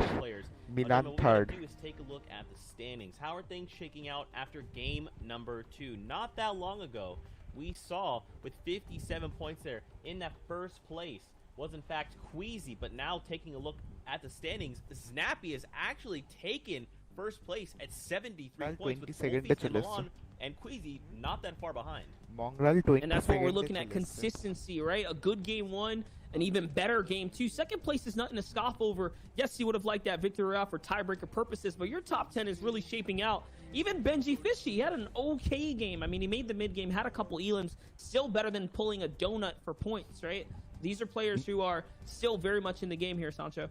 Yeah, I mean, I see Benji being middle, you know, high tier, and then all of a sudden you could have that pop-up game and kind of like create that lead that he's looking for. But so many players here are still in looking great shape. Mongrel, Kirachi, you have Fanta. You know, these are the things that you kind of want to be. You do not want to have that goose egg, you know. That is the kind of thing that will kind of mess with your psyche, especially here at day 1. But no doubt, every one of these players has the ability to pop off, and they have the fortitude to do really well. This is another page, though, as we are kind of rounding out what's left of the competition here. Players are clawing their way back in. This is very early in the competition, though, guys. Keep in mind, next up, we'll be approaching that middle of the pack, right? 6 games here today. Games 3 and 4 are up next. Game 1 and 2 are just the kind of pace setter for a lot of these pro players. It's the kind of where you are. You're feeling the kind of the situation out a little bit. So everyone's still very much in the game. If you're in the lead now, doesn't mean you're going to stay there. But if you do, there's no looking back. That's right, man. And of course, we cannot forget a victory royale with 5 eliminations is 53 points. So that is a great way to spike back into that top 10 if players are looking to get back up there. And of course, I mean, we're only 2 games in, right? There's still 4 matches left to be played. So it's still anyone's game. But with that being said, Fortnite fam, what we are going to do is go to a break. When we return, we'll be back for the next 2 games out of EU. And don't forget, with only 6 games left to play, who will be at the top after day number 1. Stay tuned, Fortnite fam.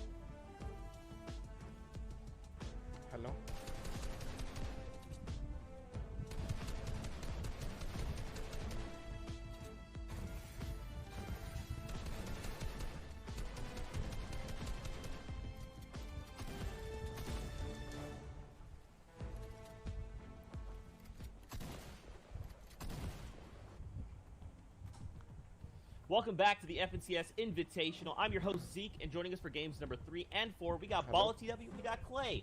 Now, gentlemen, that last game was wild. I cannot believe that Snappy pulled off the second place there, all off like a crazy clutch elim over on Anas, picking up that grappler. That was one of the nastiest flicks I've ever seen to pick that one up, because Anas was actually grappling away. So to be able to pick that up, get high ground, and then get second place was definitely huge. And for Snappy, one of the most consistent players, I think, leading up to this. But he hasn't had anything where he really pushes himself into that top 3. And I think that was the same story in duos for him, too. So we're going to have to see if he can keep this up. But so far, so good. He's feeling himself, because 5 elims back-to-back in those games means he's at the top right now. As well as Wolfies. In the pre-show, Bala talked about this. He said Wolfies, back-to-back great games, 6th place and 5th place there from Wolfies. Kind of different from what we're used to seeing out of him. Yeah, I think that's hugely different from what we're used to seeing out of him. Zeke, normally we see this guy play so aggressively, but a thing that I was watching when he played at DreamHack Anaheim was that he started to play, I don't know, very, very smart, very, very controlled, very, very passive. But when it came down to the grand finals of DreamHack, he kind of lost that a little bit. Started W King a little bit, getting back to his old self. In this case, over 2 weeks, he's probably had one of the most average placements we've seen out of anybody overall. That's right, and let's not forget, dude, there's some players showing up, there's some not. Like, where's Mr. Savage, right? There's still 4 games left to go, but with that, guys, I'm getting word. It's time to get into games, so let's get popping into game number 3 of EU with Ball TW and Clay. Let's go. It's time. Game 3, and we still have a long way to go, but the story so far has unfolded. A lot of different names in the running. At the top, it's Snappy, holding on against Wolfies, but there's still some other names. Clay, Benji, and Andalex, some of the most consistent players when it comes to the solos modes. They're both in top 10. They are indeed, and that would be something I'm worried about if I'm in that top 3 threshold right now. I'm thinking, okay, I got to keep improving on my lead. Benji, Andalex, right there behind me. That is a scary position to be in, because we know them being very consistent, being amazing at coming back and playing from behind. They're players that can play from behind and get up into that top spot if they need to when it's on the line. And it is on the line for Milan right now. He's in Misty Meadows with only 3 other players. I think definitely a sustainable thing for Milan. And this is somebody who is definitely playing very, very well. 4 elims in the first game and 3 in the second, plus the win that we just saw him get over Snappy. We'll put him in 3rd place right now with 64 points, and I think this is definitely a good start for him at Misty Meadows. Yes, there might be 3 people dropping here, but it looks like he's got the majority of the loot on the backside, not having to split with either of those. Not having to split like Vibes is right now. Shots are going to come through. A nice tag there onto the player above him. Does get time to pop these shields as well. Only 2 bullets remaining. RPG coming through. That's going to drop him on down. Not going to connect. Uses his last build to try to put the pressure on. Not letting this player heal. He's going to go from underneath the stair. Going to protect the other player inside the box. Shots coming through. He's getting a lot of HP. But Trulik's going to go down. Vibes tracks him perfectly and picks up his first elimination of this game. And that's Trulex, but Flick is still right here. Vibes nearby, and yes, it's a quick finish. You got to be so careful with these early game fights. Flick is going to take that, and I think that's going to put him in a good position. A lot of loot here, actually. The loadout very, very strong for Flick. One of the players who got invited, but such a strong competitive player overall. One of the most clutch I think I've seen in the EU region. And for now, though, only 8 points. But his setup is good to put him in a position to catch back up, because, again, it's not that far. A good game will put you around 50 points. And with the first place right now being only 73, everybody's still in striking distance. They are indeed. Alpha only on 1 point, though, is going to sneak up on this player. Kira trying to make some plays happen, but Alpha getting a lot of damage off with that tactical shotgun. The continued pressure there for him. Nice stare through the edited window there. Alpha trying to keep the pressure up. The wall not going to be enough to stop him. The floor not going to be enough to stop him. He's going to take down Kira. I also want to point out Mongrel in the elimination feed. All round channel, all round. Yeah, that's a big one for sure. He's fighting over at Sweaty Sands. But Alpha still needs to find Slicks. We've seen this fight unfold a number of times overall, at least for Alpha. And this actually dates back way into squads for Alpha. Seems like so far so good for him, but it looks like only really elimination points. So it's where he goes after this. for him. Milan getting into a fight on the side. This is a really good engagement for him because, again, he got all that loot in Misty Meadows, and this player coming off of what is a scavenger route, what is lower in terms of loot potential. He's definitely going to be putting up here, and Milan should have the advantage. He should. He does have time to pop the shield as the engagement came through. He did lose some of that HP. The other player effectively lower, though, or trying to be taken there. Milan is going to have time to pop the shield. Not going to actually get off the edit. Going to go through. That's not his wall anymore. Nice edit out to the side, and to put those layers in between will be very, very good. But the continued pressure, Milan down to 41 HP. He's trying to play around this big show when he really needs to play around shooting the other player, getting the elimination, putting the pressure back, finally doing so. But I don't think Milan has got this. He's going to have to hit a big couple tack shots here to put the pressure back. This continued SMG pressure here from his opponent is looking really good for them. Milan, though, going around the top shade, trying to hide out underneath the builds, trying to keep the pressure there. Milan, I think, has found the time with that brick build to get the shield off, and now effectively they've reset the fight here. Milan কি মারবে এটা দেখিস Isha Milan still, though, I think কিভাবে এডিটটা করে মাথার উপর কোনটা লাগাবে দেখ I'm wondering, actually looking at Milan's loadout, yes, he had that shield potion, actual pop. He's going to drop down and push a little bit more pressure, but I wonder if he left Misty a little too early. The game sound back, and he's still hunting for his opponent down below, but it looks like running out of materials on that side. He is going to get the high ground, though. Just a couple of builds to take that, but nice cone from Milan, and yes, he finishes it off, and yes, he survives another day. He survives to potentially have another really strong game. And he hit the big tags he needed. He hit a 50 plus and then an 80 plus tag, and that's what he needed. He could not afford to hit those 20, 30s that we know the tack is capable of hitting if your aim is not on point. Milan, though, on point today. He is showing up, and this might be some people's dark horses here. It definitely could, but I'm worried right now for Milan. Scully is so near him. He has no shield. He has no heals at all. He definitely wants to maybe duck back into Misty Meadows before this first zone closes. And if I'm Scully, this is the time to set up the beams. And there, I think he was just ready to do it. We'll have to see how that unfolds. CRR playing so aggressively still here. Though, at risky reels, he's on the backs of Dan close on his heels.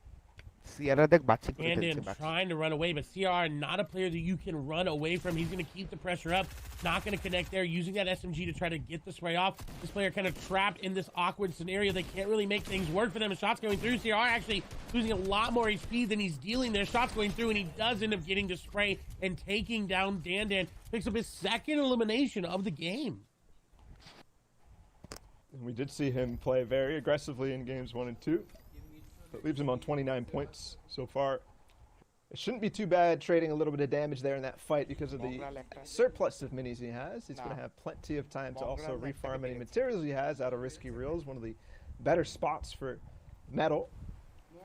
And you can definitely max out on wood there. But the brick a little lacking. It's okay. Plenty of brick nearby. Another fight all over the map. Definitely EU playing a little bit more aggressively in this game, just to kind of feel things out. A lot of people maybe switching up their strategies. Blackie onto the player right in front of him. A full metal box, though. He's actually backed all the way up, and this is going to be hard for Blackie to follow up with. It is indeed, but he's keeping that pressure up. He's continuing to make that player go out of the full metal now into break. This is going to be even easier for him as Walls and Piece Control trying to go over to Blackie. He is going to get both of those pieces, and Mini going to go down. A very good play there from Blackie to get that elimination. Solid play out of Blackie, somebody who barely squeaked their way into the reboot round, now surviving in game 3.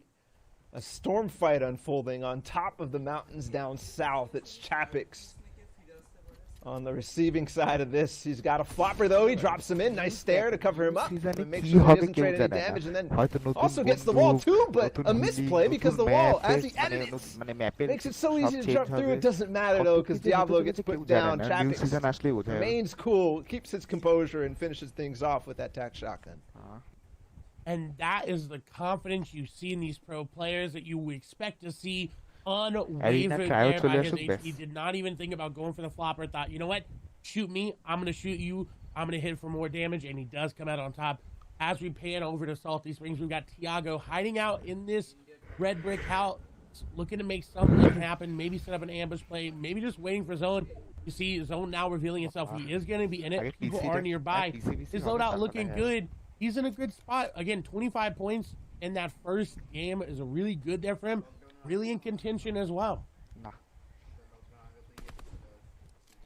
Starting to make his rotate out of Salty Springs. He was sitting up, set up, just like you said, Clay, hoping to find somebody getting some extra loot, but did not end up actually happening. Tiago now is going to make his way towards center zone. Try to get a little bit of a positional advantage on the rest of the lobby, but Vidil in front of him is going to stop that for now. I'd love to see where some of the other players in this game, obviously it's the same every time, but some of the big players at the top of the leaderboard, players like what happened to Milan out of Misty Meadows. Where's Benji?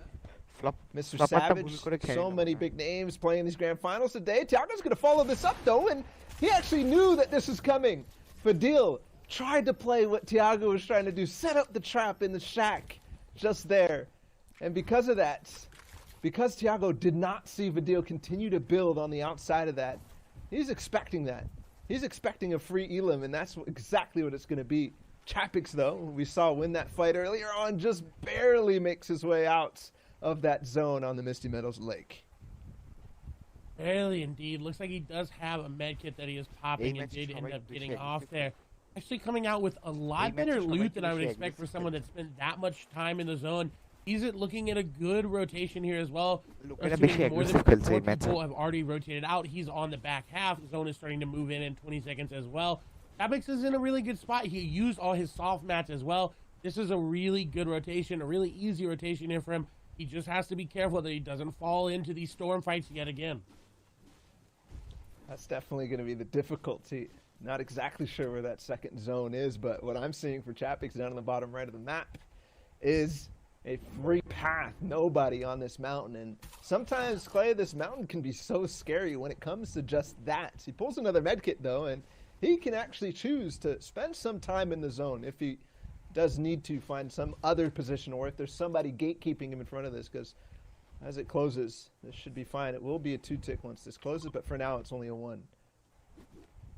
And you mentioned it. This mountain is actually really scary because of the steep incline that you have to go. There's a lot of safety behind players that can just hop off into the gorge and get into that waterfall and go towards zone. So got a good rotation. You can see that there's nobody really in the vicinity that he has to worry about. There are some builds around that he might need to be concerned about, but overall, Chapix in a good spot, can continue to keep up his rotation. We see 68 players left, so that Storm Surge is not going to happen this zone. Maybe in fourth and half in, half out zone, we will see Storm Surge start to pop up, which normally would be a concern for someone like Chapix, but the early elimination is really going to put him up there. And you talk about the Storm Surge, you talk about how many players are up. I think what we're going to see is definitely Surge in fifth zone, but we are definitely seeing players play a little bit more aggressive here in Game 3. The halfway mark, essentially, for today. We've got 6 more games tomorrow that will still be the same exact format, so these guys are going to be leading up and continue to accrue points in the same thing. Anas on the side of zone, he's a little bit of trouble, might get himself in a storm fight. There's 3 players here. He needs to get through this cornfield ASAP, otherwise this could get crazy. And we do get that peak of the second zone too. So close there. Anas, though, the sound from his AR as he switched off of the tack to get that shot off tipped his location off, and he's not really going to be able to find much except maybe 1 or 2 shield tags. And we all know you got to be careful on this corn. It's very easy. Peeker's advantage is very much there. If you're in that corn, you're going to have the advantage. Anas, like Bala said, the AR swap gave him away, but it didn't stop him from getting the elimination down Norwood, continuing to pressure down onto another player as well. He wants to get these eliminations. He wants this one as well. He really wants that loot. Shots coming on through, and Anas going to get a nice beam, and that's his key to go in. Benji going to be the player that he is fighting. Benji in a very bad situation. If Anas keeps this up, Benji going to go down, but Benji with a very smart rotate to keep putting those layers is going to give him time to heal, but Anas not going to fall for it. The pressure going to continue there. And something happened there. It's Anas with the floppers. He has a medkit too, so plenty of time to take this. As I was talking about way back with Chapix in his medkits, Anas now on to Benji. Benji actually tried to back up in the zone, tried to give himself space for Anas to leave, and finally he's doing just that. But man, this is going to be difficult for Benji to make it out, but he thrives in situations like this. He thrives when he has low materials, when he doesn't have heals, when he's low HP. Right now, Benji, sitting in that 7th spot, has to continue to play with the consistency, because that's what he's known for. That's what he did to make it to where he is right now over these 2 days. Should be able to make it out of zone, possibly find a campfire, but looking at this congestion, it's going to be rough Because positionally, he's going to have to work even more after this. Rough indeed. We'll see if he's going to be able to make it out. But speaking of rough, Blackie here is in a very rough situation. 9 builds remaining, no shields, no heals. Does have that legendary pump and does have that AR, so he can hop into someone's box. But he's really going to have to make a play here in the next zone. Otherwise, he's not going to make it much longer than third. And he's going for the play onto Queasy. Queasy was the game 1 winner, so Blackie now trying to make a play to make sure that he gets the chance back into it. Queasy was not happy with what happened to him. Soft spawn, and it's going to be a big jump into the box. You talked about the legendary pump, and that's going to be the key to unlock Queasy's door. Season 3 থেকে সব battle পাসের skin আছে। He lives to see another day. 64 builds. Blackie now feeling good, and he's not that far away from zone, so jumbles are not rough or not. He makes it in. Who doesn't make it in is Anas, who was fighting Benji for so long on the side of Frenzy Farms. He's down and out. Curious if Benji's still alive, because that was definitely, like we said, rough. Blackie getting aggressive here in his box. He doesn't need to be that aggressive onto Kiriachi, but we know that Kiriachi wants to be aggressive onto him. At low HP could be the catalyst that Kiriachi wants to push this fight. He is very good in these box fights. When he is the aggressor, when he is on that front foot, when he is getting into your box, Kiriachi is one of the best at getting these eliminations in these close quarters. But Wolfies is right there too, and that's somebody who will pounce on the opportunity if you don't have a full metal box. And I don't think the opportunity is actually going to present itself as Kiriachi and Blackie are in full metal box, full brick boxes, which are very well built. Tiago also looking down below to try to knock somebody down. And I think that's where Wolfies is actually bringing his attention on, because it's a metal that's not fully built. Possible heavy snipe. That fight up top still happening, by the way. Chapix just took out Milan. So Milan had no luck off that rotation. A nice big pump from Blackie onto Kiriachi. And there, Wolfie's finally open. That's instantly the key for Blackie to turn those stairs on and make sure that he doesn't get taken out. And he is. Wolfies finds the gap, finds the moment, uses the heavy sniper to open things up and find with the AR another elimination. Wolfies now with 70 points, possibly going to be getting close to overtaking where Snappy was. Because Snappy at 73 before this game started. And you said he was going to pounce it. He was going to move. And he did. He capitalized on that elimination. Where's Snappy? Where it is. We saw Queasy, we saw Milan go down very, very, very early in this game. So points going to be around the same. Wolfies can take and run with this. He can take this lead if he wants to. And I saw Andalex there too. The player in 8th before this game. Another pickup from Chapix. Spraying him down. That's Vortex. 3 eliminations now from Chapix, where we saw him at the start of this in that storm fight. Up all the way down south on the Misty Mountains. Now coming out of that zone. Coming all the way from pretty much a lost situation for a lot of players in some senses. And he still holds on to that hope. And his situation is great, Clay. He still has plenty of materials to work with. And a lot of heals too. Plus, positionally, now in 4th zone. And something to note, Benji back up HP-wise. Mr. Savage, we're going to tune in for the first time, because he hasn't actually made it past 70 players alive so far, sitting only on 7 points. What can he do in this game here, though, is the key. I think the key for him is he does have that sniper in his inventory. Savage with the sniper is unmatched to anybody. He can hit shots that no one else is looking for, and you see him with it out. He's looking for the snipe shot. May come through here for him, but no, not going to find the angle. But he's holding it. Shot's going to go through, not going to connect. The Savage actively looking to get that sniper shot, to get that catalyst that he needs to push him into that momentum, into that rhythm that we know Savage can hit. And you just have the launch pad if he wants to use it. But nobody going so far.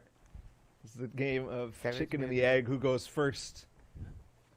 Mr. Savage is not opting to do that. It is a max distance pull for him, but based on how spread out the zone is, look how the circle has players all around it on all sides. He's going to have to wait for other players to get in the air. Benji is down and out, so he's not going to proceed in this game any further, even though it looked like he had recovered.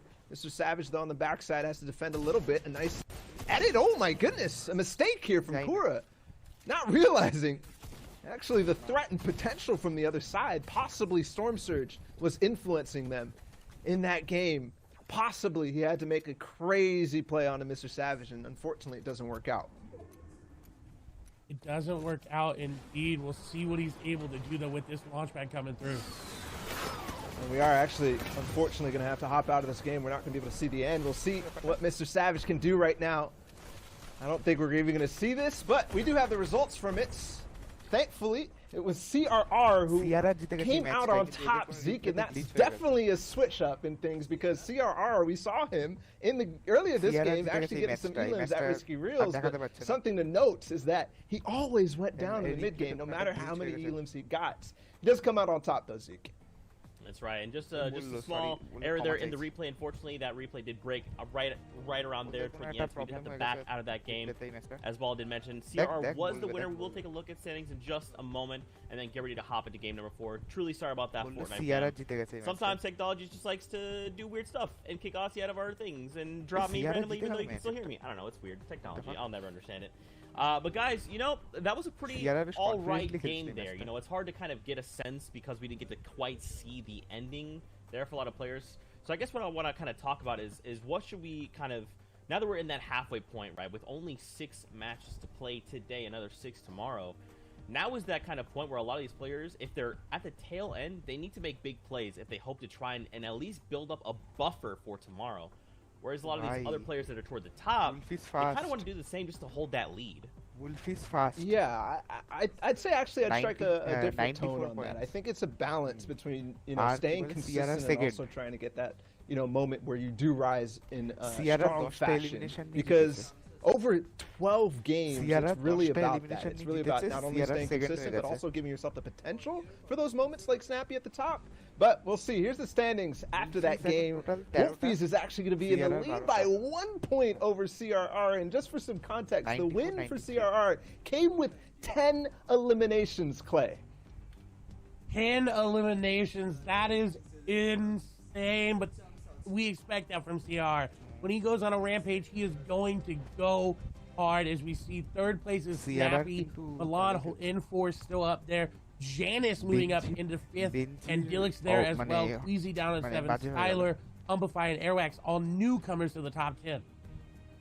Yeah, the only thing that I noticed is Benji falls out, and Alex continues to move up, but this is something that we might be, you know, staying tuned with and tracking, is that players like Benji Fishy, who are striving so hard for a championship at a tournament of this caliber, just not being there in the top 10. He's got to be holding on to that kind of moment, and we saw in that game how he got taken out by, I believe it was the eventual champion of that game, CRR. Here is that second page. Aqua also moves up, who was, I believe, way down in top 70 before this game, up to now 41 points.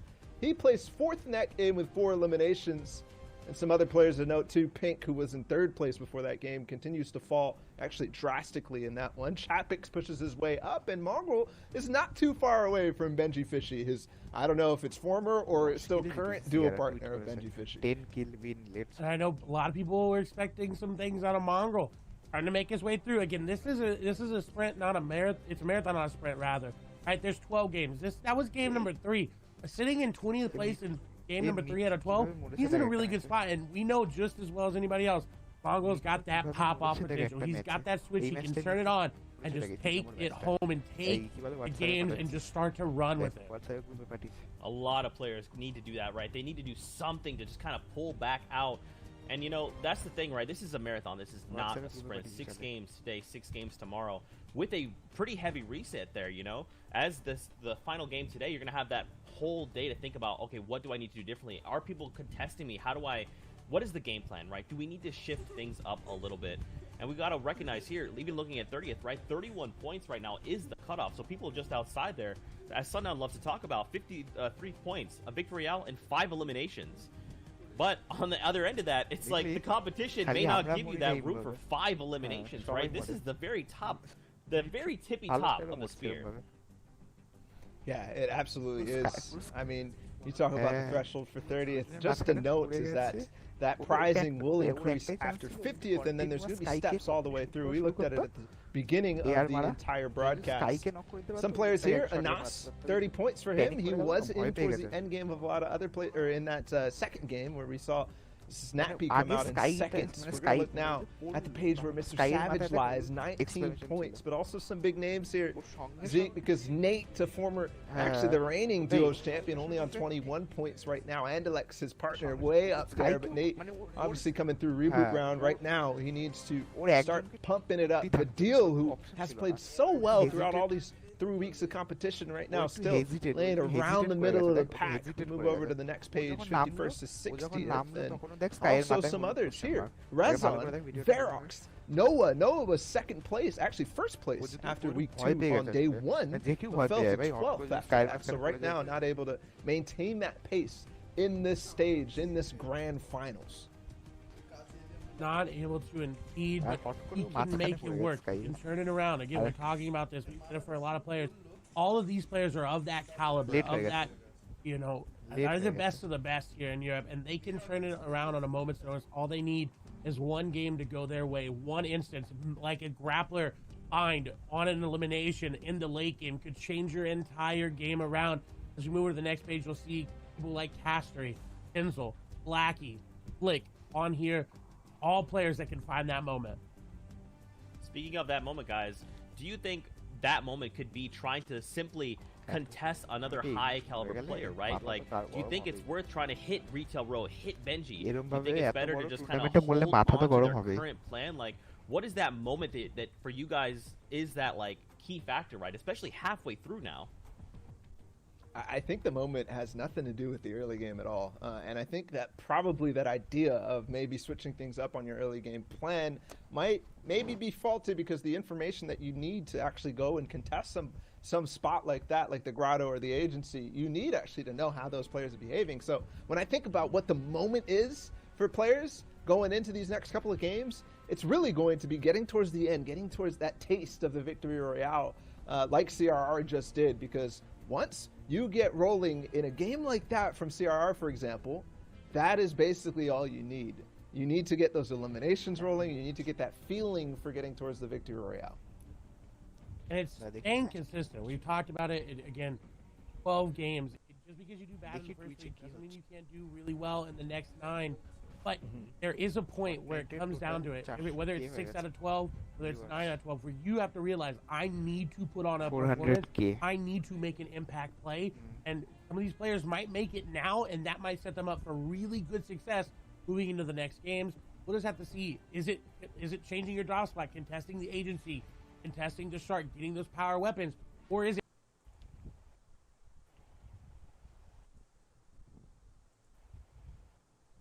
72 আজকে দেখছি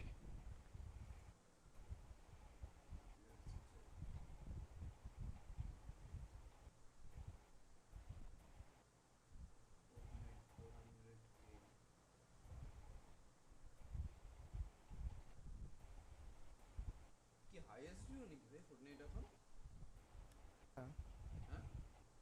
হ্যাঁ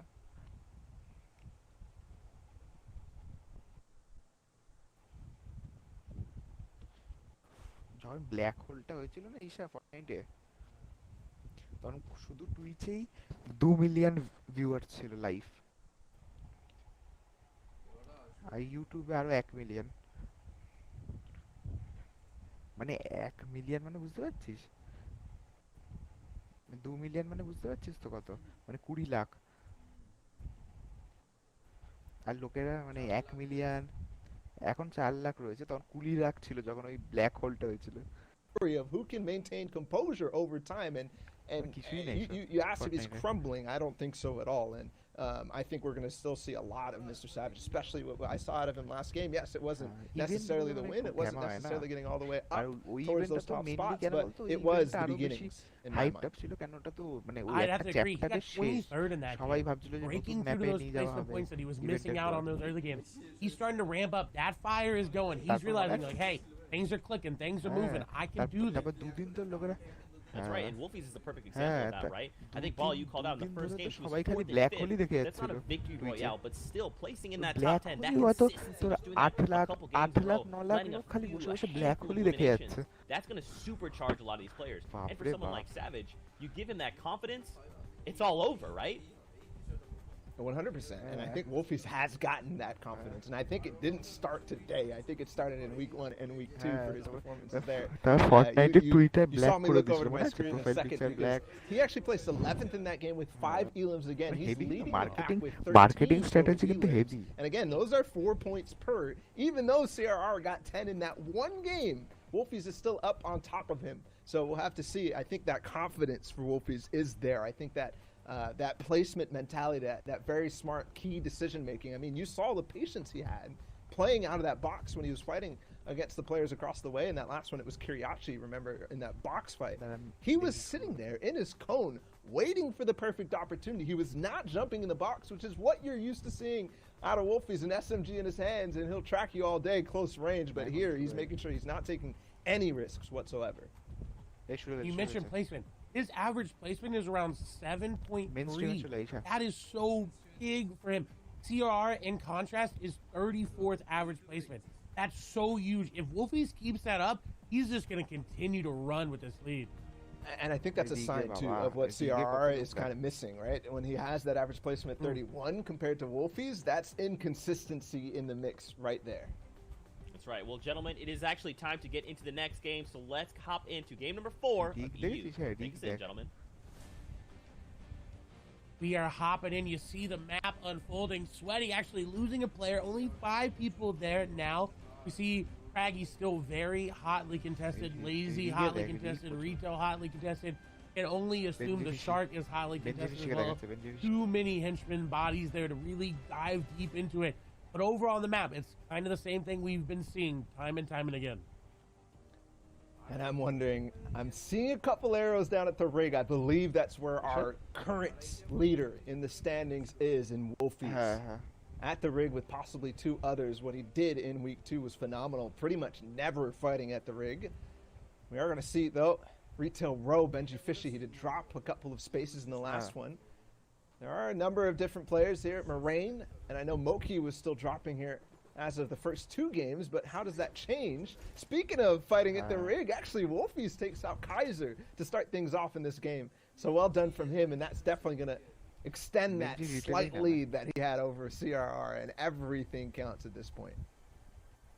You just can't let it get to him to be aggressive, right? He gets that early elimination. If he says, you know what, okay, I got to elim, I can be a little bit more aggressive.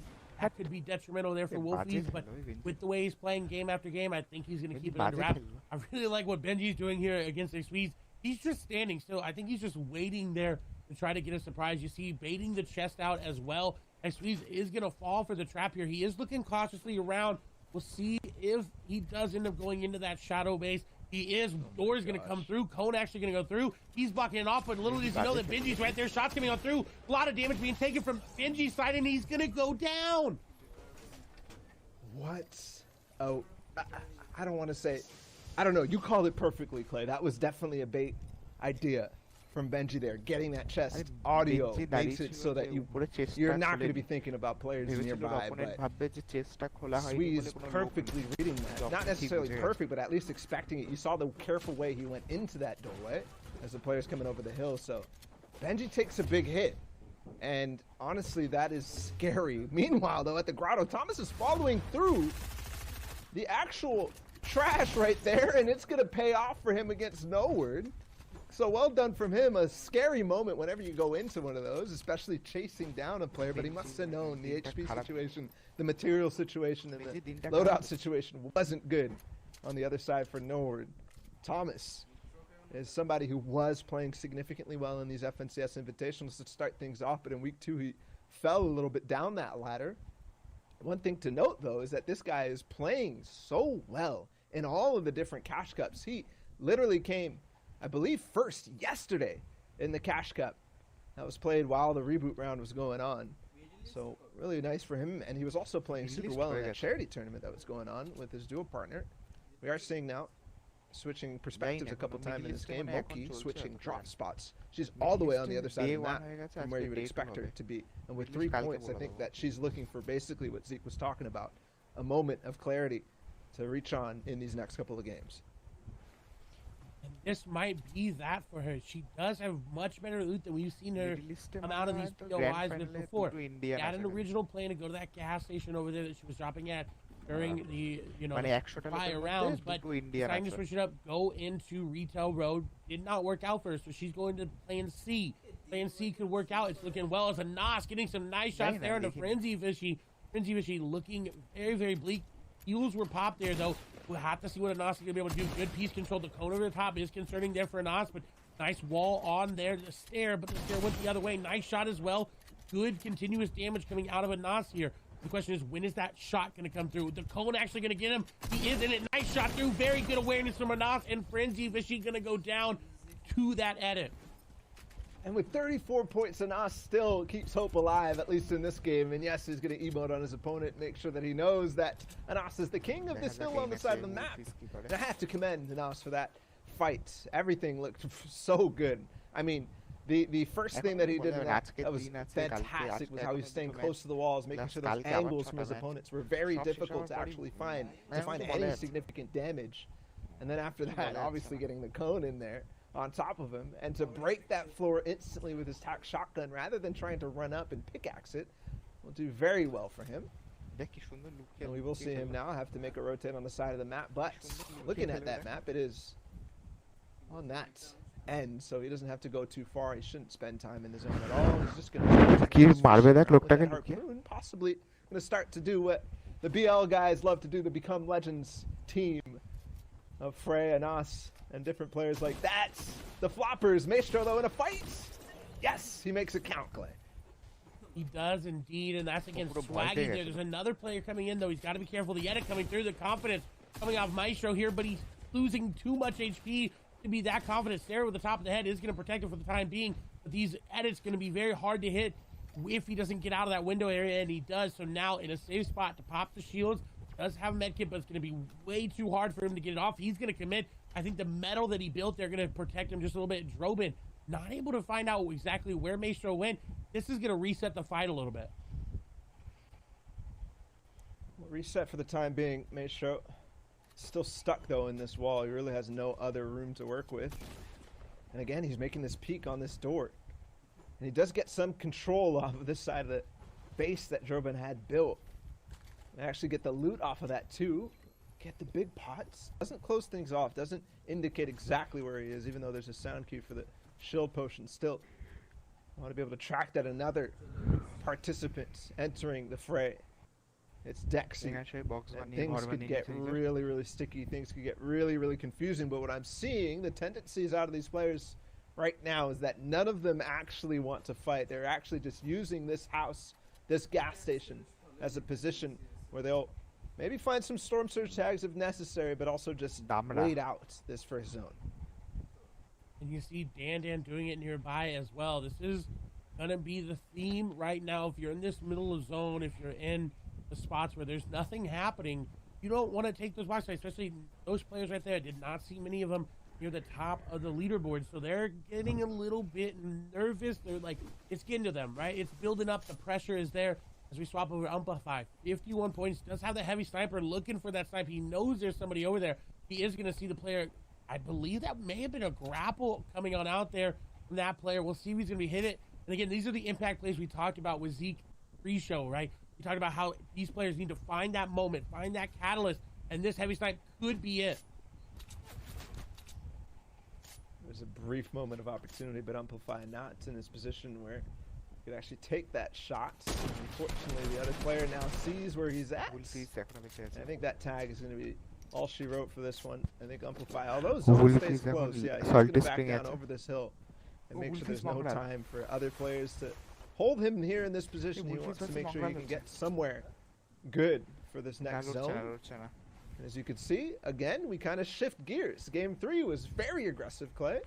Game 4 here, maybe players are playing a little bit looser than Game 1 and Game 2, but they're definitely going for these tags, but backing up and playing for the end game because they know that's what counts. Wolfie's lurking up on Mongol. This is a big one. Starts it off with a nice tag. He's got the heavy sniper too.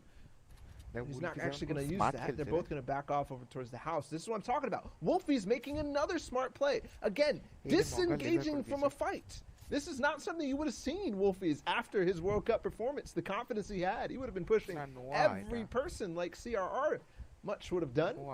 And in duos, it was the same way too with Lecce and Wolfies, pushing every fight and not necessarily disengaging for moments like this. But this is key for Wolfies, and one of the reasons I think not only are we seeing him at the top right now, but we might be seeing him at the top after these 2 days of grand finals. That was very, very smart, and I'm very surprised that Wolfies had the discipline there to realize, hey, I got the tag, I don't need to go in, but now it's going to be in a bad situation as Noah Riley continuing to pressure. He got the early tags on the Wolfies. Wolfies did have to try to heal up, as we do see in the feed a big elimination. Aqua taking down Mitro, very big for the entire lobby, as well as Nate going down there to Queasy. Big names falling in this game, and we're having a fight between two of big names as well. We've got Noah versus Wolfies. As Wolfies, again, he's going to find a way to disengage. Noah, briefly for a moment there, looked like he wants to follow. It still looks like he wants to follow off that ridge. Wolfies knows, and he bases up in a position that gives him the opportunity for shots like this. Misses that one, but huge, because if he can find any of these tags, it's going to scare people away from his position, give him the path he needs to rotate. It's going to be slightly difficult because he has to go across the central lake of the agency. Sometimes that can cause trouble for you. If the players still lurking, we're looking at another fight here at 7 Tort. Yeah, so I'm not sure who's up above him, but he's on the back foot. And right now with the 85 builds, he is going to try to make a low ground peak, but it's not going to work. Stairs in his box now. He has to back off to the other side. And so far, no damage found from 7 Tort, but great control for him. Oh, never mind. The tack shot range 2 from range by Mini. And I'm wondering whether Mini really needed some surge. Clearly had no heals. So maybe he just was holding on to a, glimmer of hope in the fact that he might be able to beam 7 Tort down and get the siphon in his heals. But no, it doesn't work. Mini down and out. Very smart play from 7 Tort to back out of there, go down the mountain, put the natural covered layers there in between them. Very, very good players. We swap over here to Blackie. You see 75 players. This is the most we've had in these games today. It's getting stacked and stacked and stacked. Players are not risking their early game, their mid game anymore. And I think the trend is going to continue. You see Blackie, who 87 builds, does need to find an elimination to get that in-game at count up. But he's sitting, he's waiting, he's moving around, he's trying to get any information that he can. And this is a little bit different from what we've been seeing out of EU, that aggression. For a lot of players, not there. I think whether the elim is 4 points or not, these guys realize that the best position to put yourself in is to maximize your point potential. A key theme that I've been talking about forever, even back towards the first Winter Royale. That means that getting towards endgame and finding eliminations in endgame are so much more meaningful than anything in the mid-game. Blackie, though, on to Snappy. Snappy's going to be playing aggressively, possibly below that surge, and already starting off with a big 100, and Snappy pays for it in huge regards, because that's another game where he's not going to be able to maximize his potential. Wolfie's also in the feed. That's now up to 2 elims for him. And already a competitor who was in third before this game. Snappy down and out. Here it is. Wolfie is where he was. The position he moved even closer, actually, over towards Risky Real. So definitely some good stuff. But he's actually still right next to where Mongrel was. So this engagement could go to full. And don't forget that they were Squad's teammates. They play second in Squads. For people who wonder where Mongrel's been, he's been around. Just not necessarily streaming as much. Still such a solid player. Wolfies has this player very low. He's going to follow this up. And this is where the aggression from Wolfies that we have not been seeing is going to come into play. He's being very smart about his engagement. He's taking a lot of damage. He is going to go in. 4Z are going to go down. And the beam set that up perfectly. 3 eliminations. He's continuing to mount his lead here. We'll see, though, if he's able to hold it. This aggression, right, is coming in. We did not see these in the first couple games. He played strictly placement. He played to get that lead. Now that he has it, now that he's continuing this aggression, shots coming through, another player going to come through. He's going to find Fadil just trying to get into the loot or something, but Wolfie's playing really well today. Oh, no. This is not what I want to see if I'm any other player here in this EU lobby. I do not want to see Wolfies with back-to-back eliminations in the feed. making things work, because if he starts heating up and he's also playing smart and controlled, though we saw a glimpse of the old Wolfies in this case, that is a scary sight. He might already be starting to mount a response to what CRR did in the last game, the 10 eliminations. Wolfies now up to 4 before even this third zone closes, and before we even get close to where the end game is.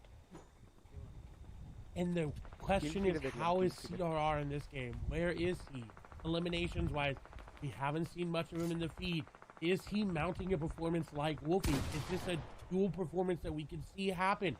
Because right now, if this goes unanswered, if no one is able to mount a performance like this, Wolfie's going to be in a very good spot, as we see Mongrel falling to Tiago there on rotation. A big elim there for him. I think that's actually the second time we've seen Tiago take out Mongrel, so maybe he needs to make an adjustment on the way he rotates next to Tiago. I did see also Queasy go down, who was still sitting in 6th place after that third game. So that's a big name too. Wolfie's another one. On to Noah. Things are starting to mount. My goodness, is he finding? He just barely got his way in the zone, and he already finds a big one. Again, Noah's such a strong player. They had that brief engagement on the side of that when he was back over on the other side of the agency. And he follows it all up, and he gets that elim. Here's the third zone. Here's the 4th zone, actually, I should say, where it's revealed. It's actually going on that mountain down in the southeast of the map. I believe we're actually going to be looking at the players near that. Moki, remember, she was dropping over to Salty Springs. Yes, she's on that south side. Pretty distant rotate to go. And we're not seeing players move at all, which is scary. Moki gets a good crack to start things off. Another one to 27. She actually might make it work, and she does. Yes, Moki survives the onslaught from Pink with that burst AR. And she's going to be moving forward now, happy that she's still alive in this game. Gets another elimination in the books. And possibly now going to find another one, the player in this box. Looking to see if there can be some spoils here for Moki. Very good tracking there for her inside the box, able to find the player through the stair. Nice build down as well. She's using HP effectively. She's not going to have much to heal it up. The RAM boost was set up. She needs to get out and away, and she does with the continued pressure here. She's running out of hard match. She's in the box, but the stair actually going to protect her for the time being. Moki, 31 HP. I don't think she's going to be able to get out of it, as Kylie going to take Moki down. A very good play to keep the pressure up.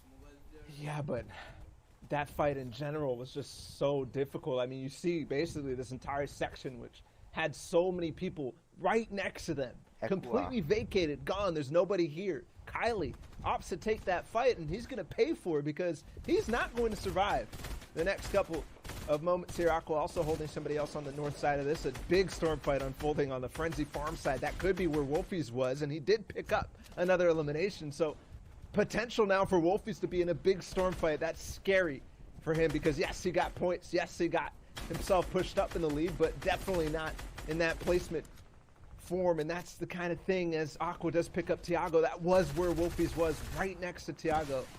So nervous now for Wolfies because he might be getting a little too loosey-goosey, too aggressive from what he was in the first 3 games. And I think that was set up by that early elimination, by somebody landing on him. They've challenged him.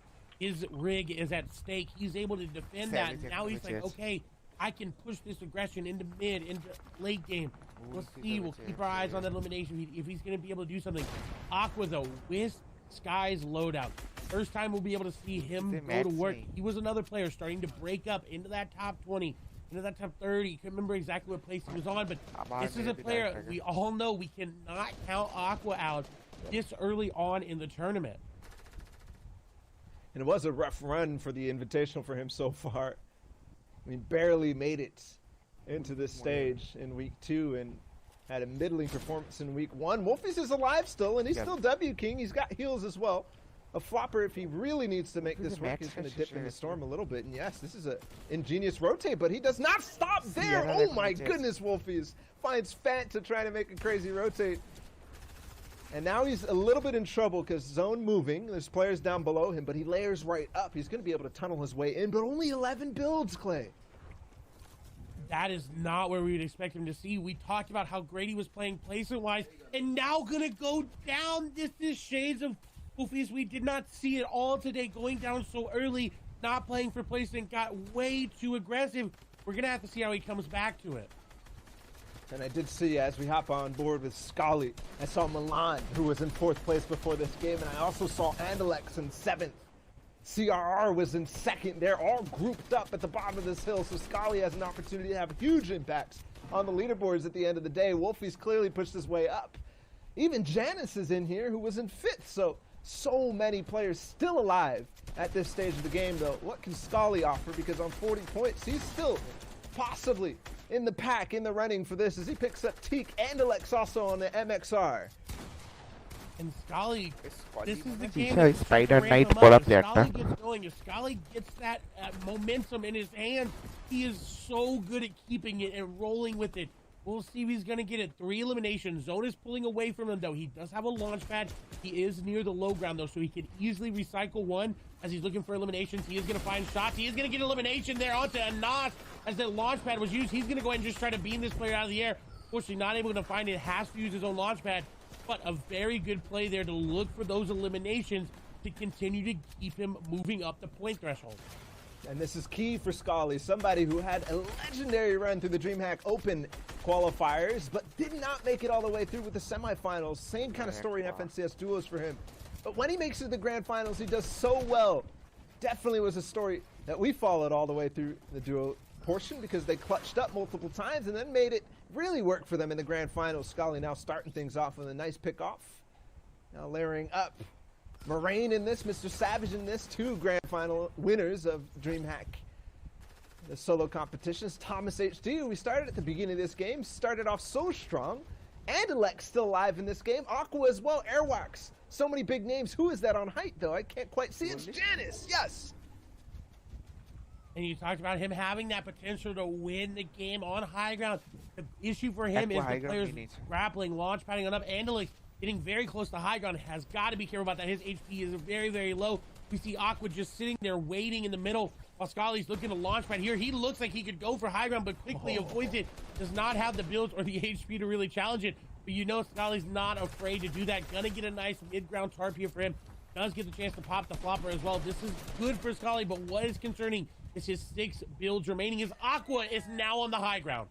Surprise, surprise, it's Aqua again. The story that we always see is, where is Aqua? When it comes to grand finals, when we look at 7th zone, he's always here in this spot on height. Again, Aqua with Sky's AR, with the grappler too. 3 eliminations as well. He's definitely starting to roll, and I don't think he loses games from this position, Clay. I think that this is the chance for Aqua to possibly catch up to Wolfies up at the top of the leaderboard. It definitely is. Whether it's the Sky's AR, Brutus's minigun, it does not matter here for Aqua. He has got the high ground, and you know he knows what to do with it. Taking down Amplify, eliminations rolling in, going over old builds. This is set up perfect for Aqua as Mr. Savage goes down to Thomas HD. Aqua doesn't need high ground. He says, you know what, I'm going to go down for some mats. Player was right nearby, but he's got to be careful about giving it up. He says, you know what, I've got a grappler. He gets another one too. Yes, that's Lizen. Perfect play from Aqua. Yes, he doesn't have the mats. He didn't find it. Might find some now. Yes, and the drum gun too, but Op's not even to take it. He doesn't need it, because with what he has, a couple still builds remaining, but also the grappler, and with old builds in the way, possibly even going to take over towards that. Thomas HD just goes, no, he's still up. Scully also getting beamed from high ground. Jan is still up in this game too. What is going on? Yes, another one for Aqua. Top 3 now. Aqua getting everyone. Scully in the game, though. It doesn't even matter. It seems like Aqua is running away with this. The points are what he needs. He needs to keep going with it. 87 points. So many up for grabs here. The Victory Royale. 2 more elimination shots coming through here momentarily. This player trying to challenge for high ground, but I don't think they know it is. Shots coming through. Janet's going down. It's Scully. It's Aqua for the Victory Royale. Aqua dropping down. A lot of damage taken. A lot of damage down. Aqua, though, with the shotgun shot, could put it back in his favor, and he does. 8 eliminations. A Victory Royale there for Aqua. GG. Aqua takes it. 8 eliminations will skyrocket him up to 106 points. And in those final moments, it looked like potential Aqua might have lost that with the way that the game was playing for him. Low materials, such a rough position. But with the grappler, it doesn't really matter. He finds the way, and I almost thought he fell to his elimination there in the final moments. But no, that grappler actually so key, so clutch for Aqua, and now 8 eliminations. Zik, it looks like we might have performances that are going to need to be strong, that are going to need to be not only wins, but high elimination points too, because he just basically matched what CRR did in the last game with 10. That's right, man. It's still anyone's game. Anyone can set the very tone of the tournament. Let's go ahead and take a look at the standings. We have to wonder, is the world champion Aqua now holding down that #1 spot? It is actually still Wolfies, but look, he's contesting in top 3. CRR there right behind him, still in 2nd place. That is crazy. Too close. That is way too close. I mean, when we talk about this format, we say good games around 50 points. It's still close at the end of things. Aqua pushed his way up, but still only 106. He's tied with CRR. That isn't necessarily where we would have expected him after that game, because the first 2 from Aqua were kind of weak. They were indeed, but he got high ground, and that's where he operates the best. We've seen him with the minigun. Now we're seeing it with Sky's AR. It's what Aqua does best. As we move over to the next page, we'll see familiar names. Queasy, Tiago moving up into 12th there with a great game. Styler, Lazen, Eyedrop. Kiriachi, though, is someone I'm really concerned about moving up there. That's going to be a lot of mental games on the lobby. Yeah, I think for sure for Kiriachi is that mental aspect. He needs to be flipping a switch like Wolfies in terms of aggressive plays, because that's kind of where we've seen him falls. I mean, we look down even further.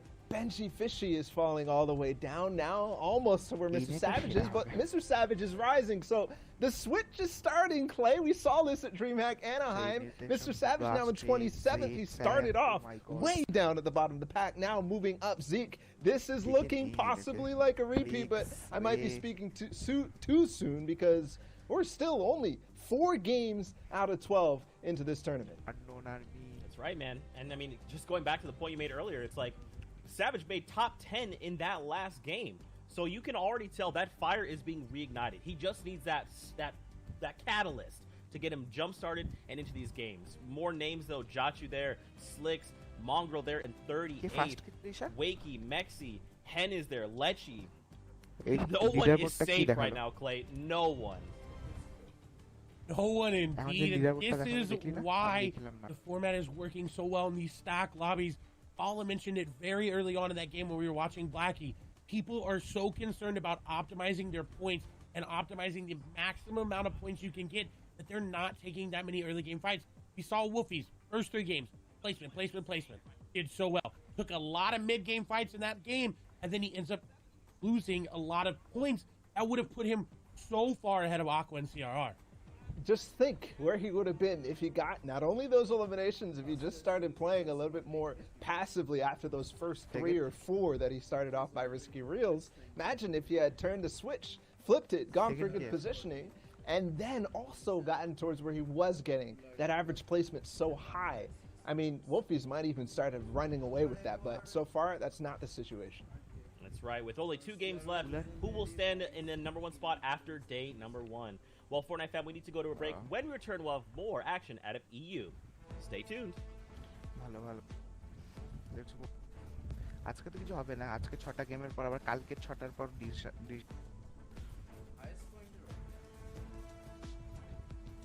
কি বলছিস? S20 মানে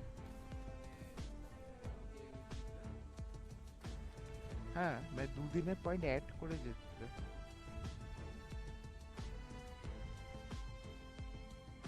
দিনের point add হবে না, আজকের 6টা গেমের point. ধর আজকে বুলফিস 125 করলো, কালকে বুলফিস 150 করলো, তা দুটো অ্যাড করে তারপর ফাইনাল লিডার বোর্ডটা হবে দুটো। না এই পয়েন্ট থেকে কন্টিনিউ হবে না, কিন্তু ব্যাপারটা তো একই দাঁড়াচ্ছে, খালি দেখাবে না ওরকম অ্যাড করে, মানে ওটা 2 দিনের পর দুটোকে অ্যাড করে ফাইনাল লিডার করতে হবে। আলটিমেটলি দেখতে গেলে ব্যাপারটা একই।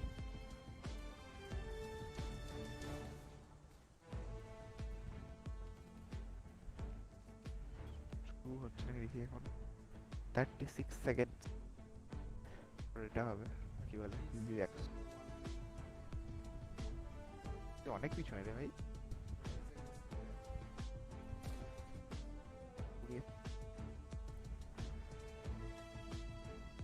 ইউ ইউটিউব অনেক ভালো না, ইন্ডিয়া সার্ভার আছে না ইউটিউব।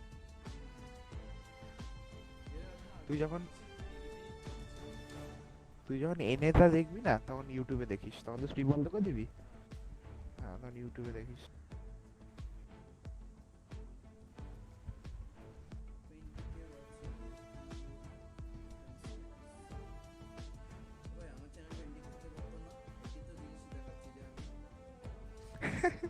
ওরকম হয় নাকি?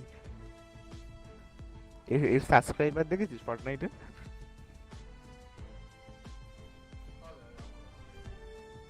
হ্যাঁ সেটা হলেই ভালো।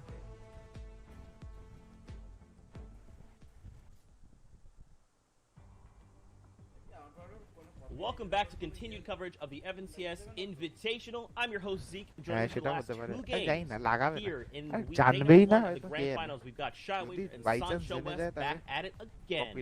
Gentlemen, that last game was pretty wild. And I gotta say, Aqua is trying to show the world he is very much still relevant. He's like, guys, you cannot not be talking about me when we talk about GOATs of Fortnite. I'm a world champion, baby. I mean, the man's not a goat. He's a lion, king of the jungle, because that entire build fight at the very end, the entire game, was just so hard to decipher and move around with. But he was there every single moment, either hiding in the shadows, lurking in the forests, or just striking people all the way down to the very last elimination. So, man, Aqua, since Worlds, even before then, as a solo player himself, has been an underrated king, and now he's in the limelight. It's dope to see, and this invitational is like barely even getting started. We have 2 whole days. This is just the start of day 1. And we're seeing that the power of the mythical weapons in the hands of these great kings or lions, as Shayo say, combined together, it makes them very strong to get the victory royale. He was able to grab it, hold on to the very last second, and everyone was saying, where was Aqua? Where was Aqua? In that power position, but we're talking about some great performances. I like to call out Scully. I mean, Monster mentions him at the beginning of the cast, having a kind of a different kind of landing zone in the pipe areas down south of the Slurpy Swamps, being very successful in racking up so many elims at the end game there, Shayo. Yeah, I mean, it's not just about what happens at the very end and who wins. We have to remember, there's people popping off all around the entire map, all over the leaderboard. I think Bala mentioned the relationship that Benji and Savage have right now. I feel like every solo tournament, these guys are head-to-head, either on low ground, where it was at DreamHack, or it's just like on the leaderboard, side-by-side, passing each other, going up and down. I'm pretty sure they're the favorites, so for a lot of people in this tournament to win the whole thing. But obviously in solos, you can only be one winner, and they're not even in the top 20. Or, like, you know, they're very close to it. So, so many different names. So many different people. It's just really dope to see. Microsoft খুলে যায় ও Savage এবং tabbed out হয়ে গেছে, Savage এর মেরে দিয়েছে। That's still very possible, right? I mean, we've seen Wolfies pop off. We saw Aqua rack up eliminations in the Victory Royale. Like, this is still very possible. You just need that moment where you can say, this game is mine. All the confidence behind you, right? Like, on top of that, we still have another set of 6 games tomorrow. So it's not over until the final leaderboard, until everything is said and done, right? So a lot of these players, I feel like for some of them as well, some of them might feel like they need to kind of buckle on that pressure. But for some of these other players, you're going to be like, I got 2 games left. All right, baby, you put me in the hot seat. I'm about to show up. It's tension. Yeah. It's tension. There's like a different type of vibe right now, because even for me casting, right, games 5 and 6, it's usually the ender. It's done. But for a lot of these guys, it's just the pit stop in the race right now. But it's still kind of the final games of the day. It's something a lot of these players who are new up and coming aren't used to. I think the last time we saw it was Katowice, but like other than that, a 2-day format hasn't been used to this extent before, and it's solos, which is, you know, that much more different. So it's just going to be cool to see what confidence looks like once these games are done, and how Game 6 is going to specifically look.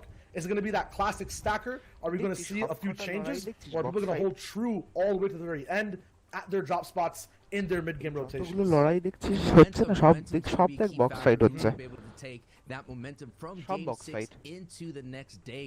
I mean, there's a lot to talk about. You could go over a lot of VOD reviews. You could think about what you need to do to get better. But regardless, we're seeing that when it comes down to it, it is the execution in box fights, the execution and rotations, and it's the execution of excellence that leads you to high points.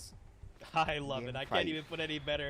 Guys, it's time to go into game number 5. Let's take it in with the excellent Sancho West and Shyway. Let's go. Taking a look here. It is game 5. We got 2 more of these set lobbies to go before the end of day 1 here at the EU Grand Finals. And we're taking a look here, Shayo. Is almost a kind of repeat, a little Sweaty Sands getting a little bit less populated, and we're taking a look at Lazy Lake. Lazy Lake has been consistent. You know, Airwalks is sitting right there in the top 10, just on the edge there. What do you see here developing as the first zone is revealed? I'm seeing a change of routine for some people. I'm also looking at the player count not dwindling whatsoever while people are already landed onto the entire map of Fortnite. 95 players holding strong. As I slay that, Teak gets taken out by Slicks, but at the same time, people are changing their routines. They're just holding out and playing for a little bit more information, because right now it's all about staying alive till those placement points get divvied out. It's about getting as many points as possible. There are only 2 games left here, Sancho, and this is game 5.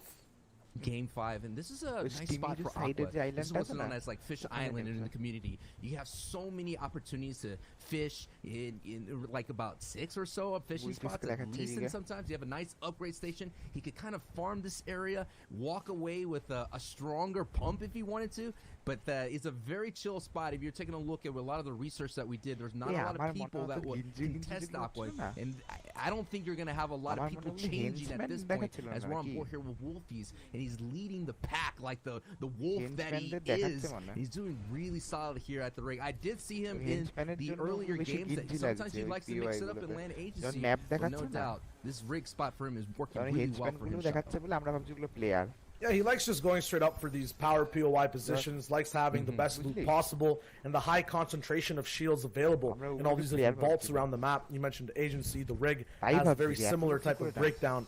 But at the same time, when you're at this side of the map, it's kind of different in terms of your entire game and how it plays out. You're always running into people when you want to rotate, right? The rig is at the very corner edge of the map. Has the heavy sniper too. Because of that, he'll have an advantage in every single box fight.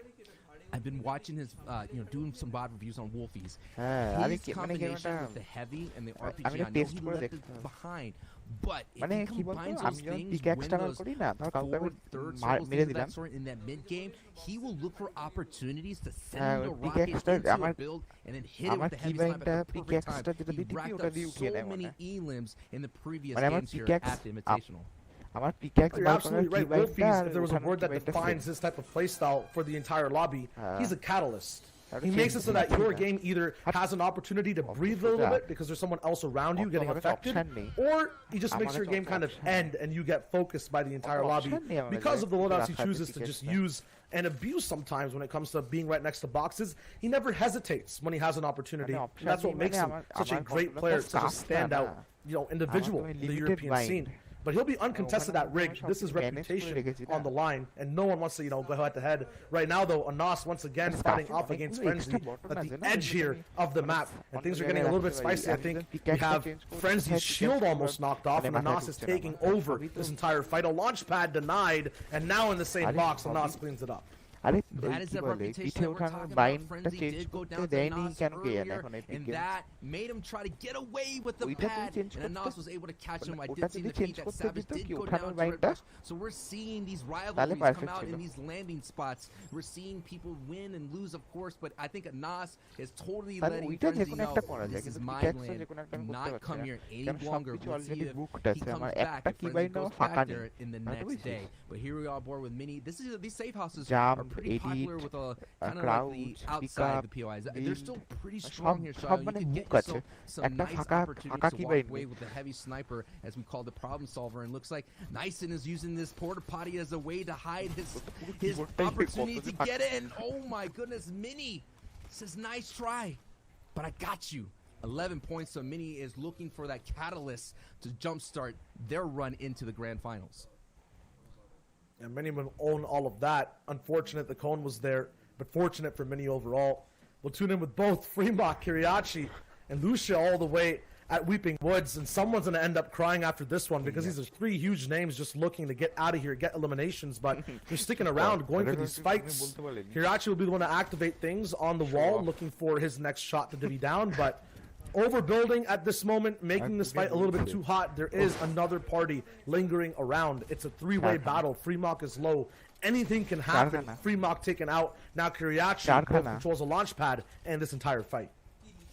controls it very nicely here. Kirachi is one of the favorites out there all around the competitive Reddit, subreddit, all that stuff. Kirachi has been a name that a lot of people saying to look out for, and Luce is going to have to look out for Kirachi as well to try to gain it. At this point, Shio, they know who's around. They know that no doubt, and they see in the feed that someone just got eliminated nearby. I have to be careful, and it's going to be another battle for Weeping Woods as we're seeing Sweeze, the reboot winner of the EU area. This is interesting. Sweeze is actually doing pretty solid here with 48 points. So that is one of the things I want to keep an eye on. Can someone who's been competing, this is day 2, at competing at a high stressful tension area here, Shio, can they continue to be successful and ride that wave that they got from the reboot round? It's success in that tension as well. He was first overall in that reboot round, so he knows what that word means, momentum. He knows what winning's like. But at the same time, these are against now the top 80 players who didn't actually get to play against yesterday, at least, when trying to qualify for this portion of the competition. We'll see exactly how Sweeze does, where he moves, what his game plan is when it comes to staying central overall on the map. It gets risky if you're caught out, especially in a lobby like this. You'll have the likes of Verox, Lecce breathing down your neck. You never want that happening at all. But Sweeze will be right beside an entire gas station that he can just mine up over and over again. He'll have a good base, but I'm pretty sure he wants to stay mobile, get tags, and be ahead of the competition by at least a few steps. Yeah, and Sweeze is ahead of Lecce right now on the leaderboard, so he's doing really nice, working his way, and he gets the third-party hit right there, and he's going to keep on the pedal. He's going all in with that rocket launcher here, Shiloh. He's going to have his nice opportunity to steal another 4-piece there. That was a great use just to get that guy away from his loot. We've been seeing in solos, a lot of people like the vulture loot after an Elim. Yeah, and right now, the Elim does not stop, and it won't stop coming at all. It's going to be Sweeze and Lecce fighting hand in hand. I thought Sweeze would have the upper advantage, but now Lecce controls the fight vertically at least, but he gets affected from the back. There's another big star moving right over. 78 players left alive, and 3 of the biggest ones are here at the gas station, Sancho. Yeah, and Sweeze says, nope, I'm going to go ahead and just get my way out of there using the river as to boost his way out of that fight. I mean, that's a smart disengage. You see Lecce, you see Benji, all right, you take care of that, you two titans of the Fortnite scene, as Matzo here using the rocket launcher, pestering Master on the low. Let's see what happens here with 50 points so far, doing really well in this tournament. That's going to put him at a very great pace for the rest of the ride here. Maestro, at least in the top 20 here. And he has himself a stack set of loot. And I think you just got to be careful. Going up against that rocket launcher here, Shio, you don't want to expend too many mats because that rocket launcher certainly gobbles him up. Yeah, right now he has the option of having his own as well, but he's just going to be box fighting. A pattern I'm seeing, though, developed in this game is a lot of people are overreaching around boxes to get shots off. A third party comes in and affects you after that. You throw your lead. Right now, Maestro, the risky kind of move to move past the wall, not his, finally has the advantage over his opponent, going for a few more shots. Does control all these walls, but is going to have risks when editing them once again on the outside of the fight, like I mentioned. Because of this, the third party will beam right in. There's so many around. This is happening near Risky Reels. We know people stay at the agency 24/7. No one will be able to move, but it's Matzo that gets taken out. That's him just getting in, bait, switching. You know, am I going to just aggress on you over and over again? Am I going to calm it down? Won't matter if you're in my base. I can pick and choose. Maestro with a very nice decisive fight. With number 1. That's Wolfies. These are the ingredients he likes to use. He gets those nice tags to open up and give him the green light. And I'm going to see this before. He's going to rinse and repeat. I'm expecting the big heavy sniper play to come on in. He's poking and prodding. This is the opponent trying to get away. No doubt looking for that big time ramp boost. He's going to sit right above him here, Shio. He's going to, again, they talked about it a little bit earlier. That discipline to disengage, that one little shot to Wolfies is time to back away. I was going to say, is he moving a little bit too fast in this competition because he has this big lead, but, you know, we're seeing right now that he knows exactly where he is, the self-awareness of both his position, his points, very smart, based off that fight, as you mentioned. Now moving forward, one of the trickiest places to rotate on the map, Salty Springs. A lot of people try to converge over here from Sweaty, Weeping, Holly, Hedges. It gets very tricky in solos with 100 different entities all over the map. It'll just get sightlines together 24/7. It's not possible to really get out for free. Wolfies has to make 2 boxes, waits it out. Ensar moves up forward first. He'll now follow through, and that means he won't be able to just make up his own boxes as he moves along. He'll have to follow someone else's story overall. Looks like a lot of people just looking for storm tags here, Shio. They're just kind of getting a little bit of hits and just moving along their way, going along the rotation. They're, of course, not in the safe area. And Wolfies is trying to make sure that everything's good to go. But this is that opportunity, that natural high ground that Wolfies is going to push up against. Enzar was up here a second ago. Wolfies is now taking his time, slowly making his way. Enzar is trying to gauge to see if it's worth it. No doubt it would be worth to get that name out of the lobby. It'd be worth to get that name in the elimination feed. But Ensar is choosing wisely and backing away. Doesn't want to get that bite from Wolfies. And Moki's also in the distance as Kuriachi moves in from the back. CRR on top of the house too, and we know how intense he gets once he lands just one shot. I think Ensar's caught in between both Wolfies and CRR. And CRR's on his box, but that's just Salty Springs, and that's outside of zone. Meanwhile, the real story developing, the people building bases inside the safe circle, inside the zone. Frenzy Farm, Risky Reels, we're talking about Rivers now being involved in this endgame. Natural low ground, player skill going to be shown over all throughout the rest of this match. And Wolfies needs to get there still. We're following him, but he has a very tricky path in finding a good base and holding a nice spot. Ooh. But the tricky shot goes right in. Wolfies gets another nice tag. And he's going to keep using that, letting that player box up. I mean, once you get hit with a heavy sniper, Shio, that is like, oh, all right, I'm going to box up here and not move for a hot second because someone has their eyes on me and someone has a nice hit. And Wolfies catches Enzar. You try to get me earlier, and Wolfies returns it. And he's looking for more action. The opportunist of Wolfies is racking them up right now. And he says he's going to be aggressive. He has to be careful, Shio. His aggression could lead him to slipping away from the lead, because he does have Janus short on his heels, especially with those placement points that Giannis has been getting. Wolfies now going to kind of slow down a little bit and let the Storm do some damage to make them move. Doesn't do too much damage, though, but there's so many other people still involved at the edge over here that Wolfies can have a say with. That being said, you're right. He has to tone it down and speed it up when he needs to. Right now, it is going to be a total switch over to Kuriachi. Wolfies. The decision-making, did you know he was that low? Just keep in mind that every single individual here, Moki, Kuriachi, Wolfies, Ensar, CRR, they all were at the same point of lines in position, moving towards the zone, but they're all in different health pools now, all in different situations, because they're using their brains very differently. Wolfies is disassociative. He doesn't want to be next to anyone. Meanwhile, so many other people, Anas included, are being box-to-box, taking damage. Because of this, easily getting picked up like we saw Kuriachi do. But sometimes it's tight enough. It's just so secluded that it's easy and no one can affect you. Anas picks up Squeeze, and now he's out of Game 5. And he has 2 big eliminations now, Anas, to move over with towards the end of this game. And a whole lot of ammunition and loot. Yeah, Anas squeeze right out of the set lobby. Anas with that crazy rotation. Remember, he was on the edge of the island, making his way all the way to likes land at that base camp. The hotel. Now I'm board here with one of the Solari boys. Has the legendary heavy sniper. And this is what I've been seeing. A lot of the use of the heavy sniper. If you get a big-time headshot, that'll be a great opportunity to get those 4 points.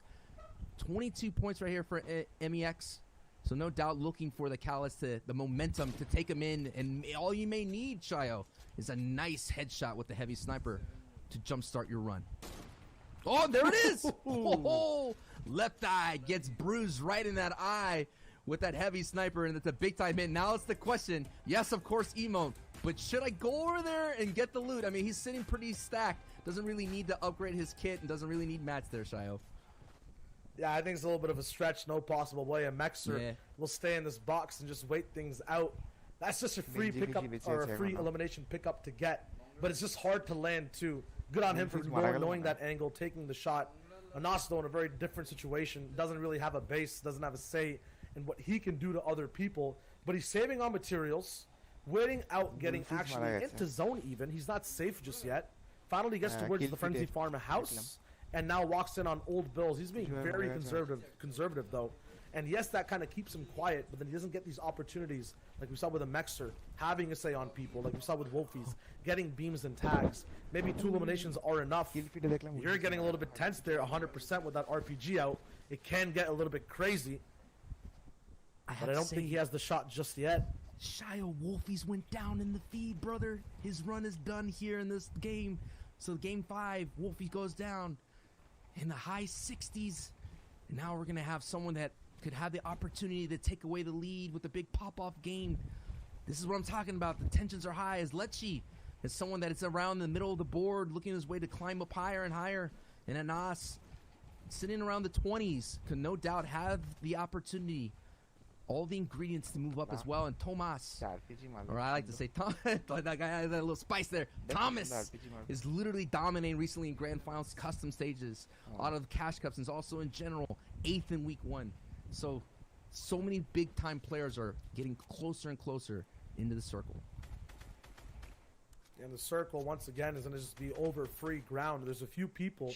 We saw Thomas. We see Anas just clinging onto this house for as long as possible, getting as many mats replenished, but it might not be enough. Anas, though, finally, the patience pays off, and it's Thomas who gets punished. And look at the loot. It's gold all around. A minigun. I believe that's Brutus's as well. Gold AR. Pump shotgun, he is set now. He was almost shambles in terms of rarities of items, but now he's looking so good, and he has momentum in this game, Sancho. He's just ramping up. Lecce, meanwhile, he's in a completely different headspace, not close to the zone, has to fight his way off to the next portion of the competition, and he does, as Diablo gets sent back to the underworld. Diablo getting, just getting exercised big time there by Lecce there. And Lecce, this is did really well in the qualifying round. Did really well in week 2 as well. You know, that's what I meant. He did so solidly. We're expecting a nice performance as Marine gets an Elim on Mage. So this is where it is. This is where that professional attitude, that mental fortitude, could be a big factor in letting you get to the rest of the ride here, as Styler is being pressuring Lecce, and Lecce is doing his best to survive that fight there, Shio. Yeah, Lecce getting bullied by Pocket C4s. Never actually see them all the way this far into the game, but possibly 2 used over there.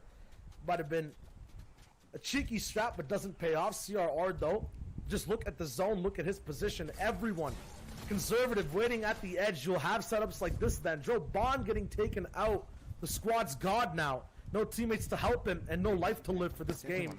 Chulex taking out Vibes. I don't think CRR's done yet in this position. He has a long way to go here, Sancho. It's pulling all the way up to that big hill. Risky reels. If you're up there late and people are already built up, it might be impossible to play out the rest of this game. Yeah, CR has to make a decision here. He does have a pad in his inventory, or he's going to wait to use the community pad. He could bait the pad out. So many options for him, but regardless, he's going to have to make that move all the way north. We're taking a look at the rest of the circle. We're seeing where everybody's kind of posted up right now. Tayson is getting some damage from Aqua. Aqua is going to go to the high early there as Anas does get tagged. He's trying to make that rotation. It wasn't enough.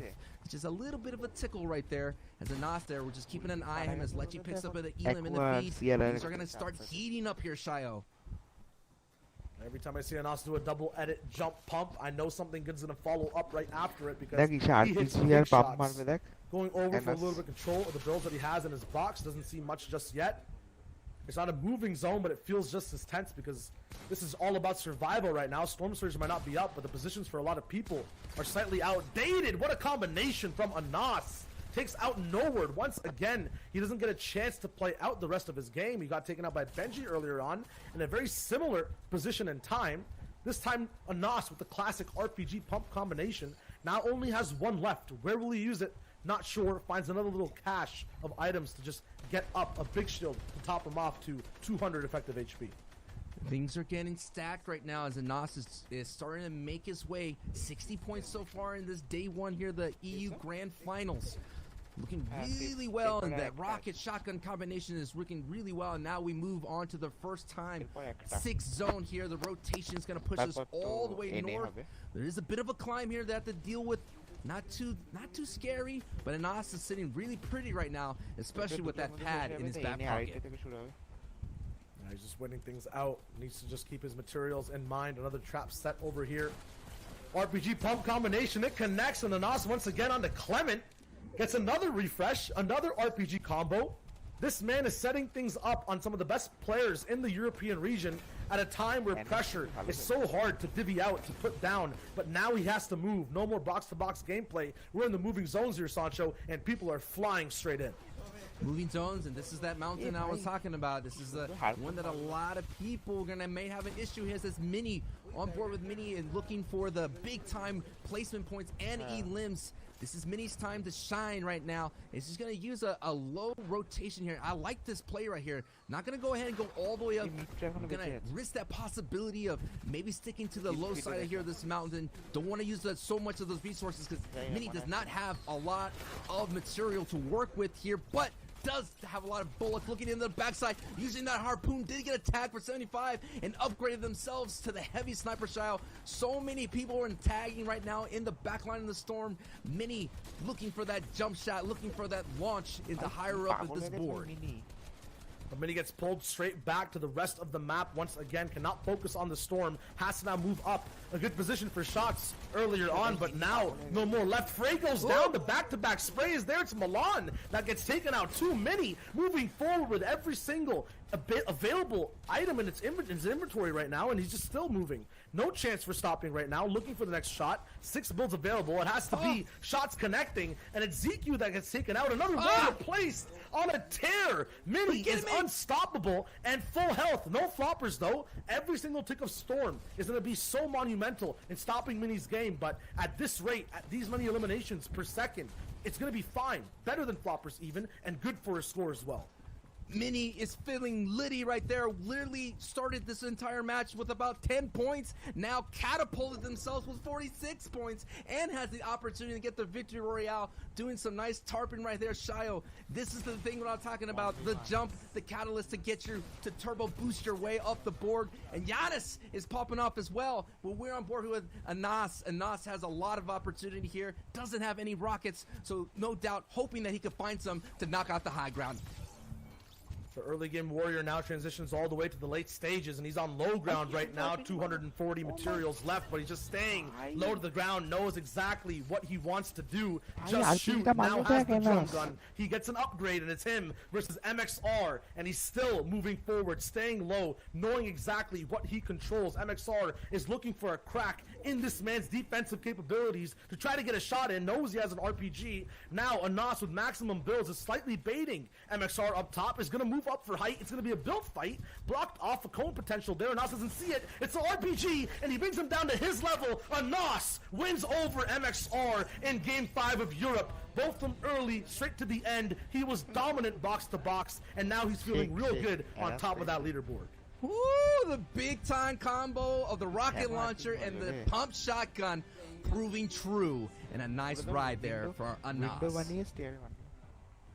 Guys, the action is heating up. We've got one game left. There's so many things that are like unraveling out of that story. Not only did Anas get the victory royale, but there's people like Janice, who placed 3rd in that last game, who has also placed 2nd and 3rd in the last 2 of his games. He's like, hey, I see Wolfie's over there racking up elims and points. Watch me do it via consistency, baby. We got to take a look at the standings, though. This is how we can identify who is currently leading the pack. Is that performance enough to push Anas even up into the top 10? Let's take a look together right now. Janice, he has overtaken Wolfies by only 4 points, gentlemen. Only 4 points. And he's still moving forward. Like, it's not done just yet. There's one more game. Everyone with a victory royale right now is on this screen. Might be one person missing in that next one, but Janice all the way up top. The placement, speaking bounds, I think he has some of the least eliminations out of his top 5, only just 12. Still, just look at the names here, Sancho. It is such a close competition of some of the GOATs, and it's people that we saw Anas just take out last game as well. You mentioned before that Wolfies was the lion, up there, but these goats are making their way up the mountain of this board, and this is what I'm talking about. Moraine, the former champion, still around. Queasy with the victory royale very early, still around. Amplify had a lot of high ground opportunities in a lot of these matches, so it's just that one little moment, that could tip the scales in their favor there, Shayo. Absolutely, and now we're just looking past that top 20, what everyone else, what their game plan is, what they're doing. Some successful people off spawn. We have Slicks, who we saw get one of the first eliminations of that game. 56 total points, a good place to be in, but this is kind of the pedestal these guys put themselves on. We can see Kuriachi here as well. Sweeze did so well in the reboot, top 26. Rezon there too. We move on to some other people who are on that similar pedestal. Benji, Letchi, Putrick, who's mobile player, Chapix, Frey, Fanta, all these guys surviving so long, but are just in the 30th or 40th slots in the entire leaderboard, Zeke. But you cannot count them out, man. Right, Zeke? You cannot count out Benji and Lechi. It's not the thing to do, especially like people like Mr. Savage or Thomas. I mean, these are the people that could have those pop-off games, and it could be literally just around the corner, Zeke. And you know, we talk a lot about the kind of outer bubble here, but I think one thing I actually want to talk about is CRR, because this guy has basically just become what Mitro was all those years ago, where it's like, Mitro, you just always knew whenever you saw him, he was going to show up. And now that's CRR. Like, CRR is still in 3rd place. And at any moment, he could overtake and shoot for that 1st place. And this is after the first 5 games. With 1 left and 6 tomorrow, he could challenge for that #1 spot. And it's not like a spiritual successor type thing going on either. We saw CRR actually take out Mitro in one of these games where they just came box to box in the mid game. So maybe there was an exchange over there of power. Maybe now the whole dynamic is switched up. We don't know, but it's all these players who've had stories, had eliminations on each other, you know, partnerships sometimes in the past, up against each other. And it's heartbreaking to see it sometimes, but there's so many cool moments that we see in games too. The competition's so raw. I'm not even seeing flopper plays right now in these end games from these winners. It's just methodical eliminations, time after time. Box fights won in record-breaking settings in seconds as well. These guys are just amazing right now. I mean, the accuracy is just insane. The tracking is really nice. We saw people tracking people from a grappler that normally not hitting shots you would miss, or myself would miss 1,000 times, but they're not missing Shio, and they're being really cool. And another story is I'm looking forward to is the rise of Jonas. I mean, he's been doing really well in placements. The average is going to do awesomely for the rest of the go. That's right, gentlemen. It is time. Let's get ready to hop into the final game on day #1 from EU. Take us in. Oh boy, Shayo! It is the final game here of day 1 of the EU Grand Finals. And man, let's go, baby. I'm ready. I'm excited. I am amped to see how this book ends, or at least the halftime of it, because we do still have day 2. And of course, later in the broadcast, we have the NA East day 1 ready to roll. So, Shayo, what we got here, baby? I mean, it's game 6. We're looking at the drop down once again. I'm talking about the zone right now. Kind of central, but this time going towards the southern side. I was about to talk about this situation right now. Anas might be staying at home for a long, long time. Just because the zone could pull somewhere down here. You won't have that much of a trek to move towards like last time all the way to Frenzy. That might be very good for him. At the same time, might limit him on how many eliminations he can get in the mid game, as he won't stretch. Eliminations are one thing though, Sancho. Placement, a big other one. Janice kind of using that type of situation to get up top on the leaderboard. It's so important for endgame. Absolutely, very important in game. And you know, we kind of talked about this, but at the end of the day, this still is a battle royale. And no matter what kind of battle royales you play, having zone early, you kind of mentioned it, you kind of hinted to it, could be a problem for you. I mean, you don't have the opportunity to stretch out your loop path so much because someone is going to be in it now. Someone may cross it. As we're on board here with CRR and Tiago getting some big name eliminations today in day 1. Let's see if Tiago could add CRR to that elimination feed. But CRR is setting up this ambush. He's going to wait for that prime opportunity to kind of get those big time shots. And look at that, quiet as a field mouse hanging up top. Tiago almost. Now Tiago's in trouble as the mouse strikes and gets that big piece of cheese. And Tiago not right now, not today. We'll see you in day 2. Tiago now, you mentioned it, it's one of the last games for a lot of these players, and we'll see these potent strategies of patience basically played around the entire map. CRR obviously just doing it on a sole roof very early into the game.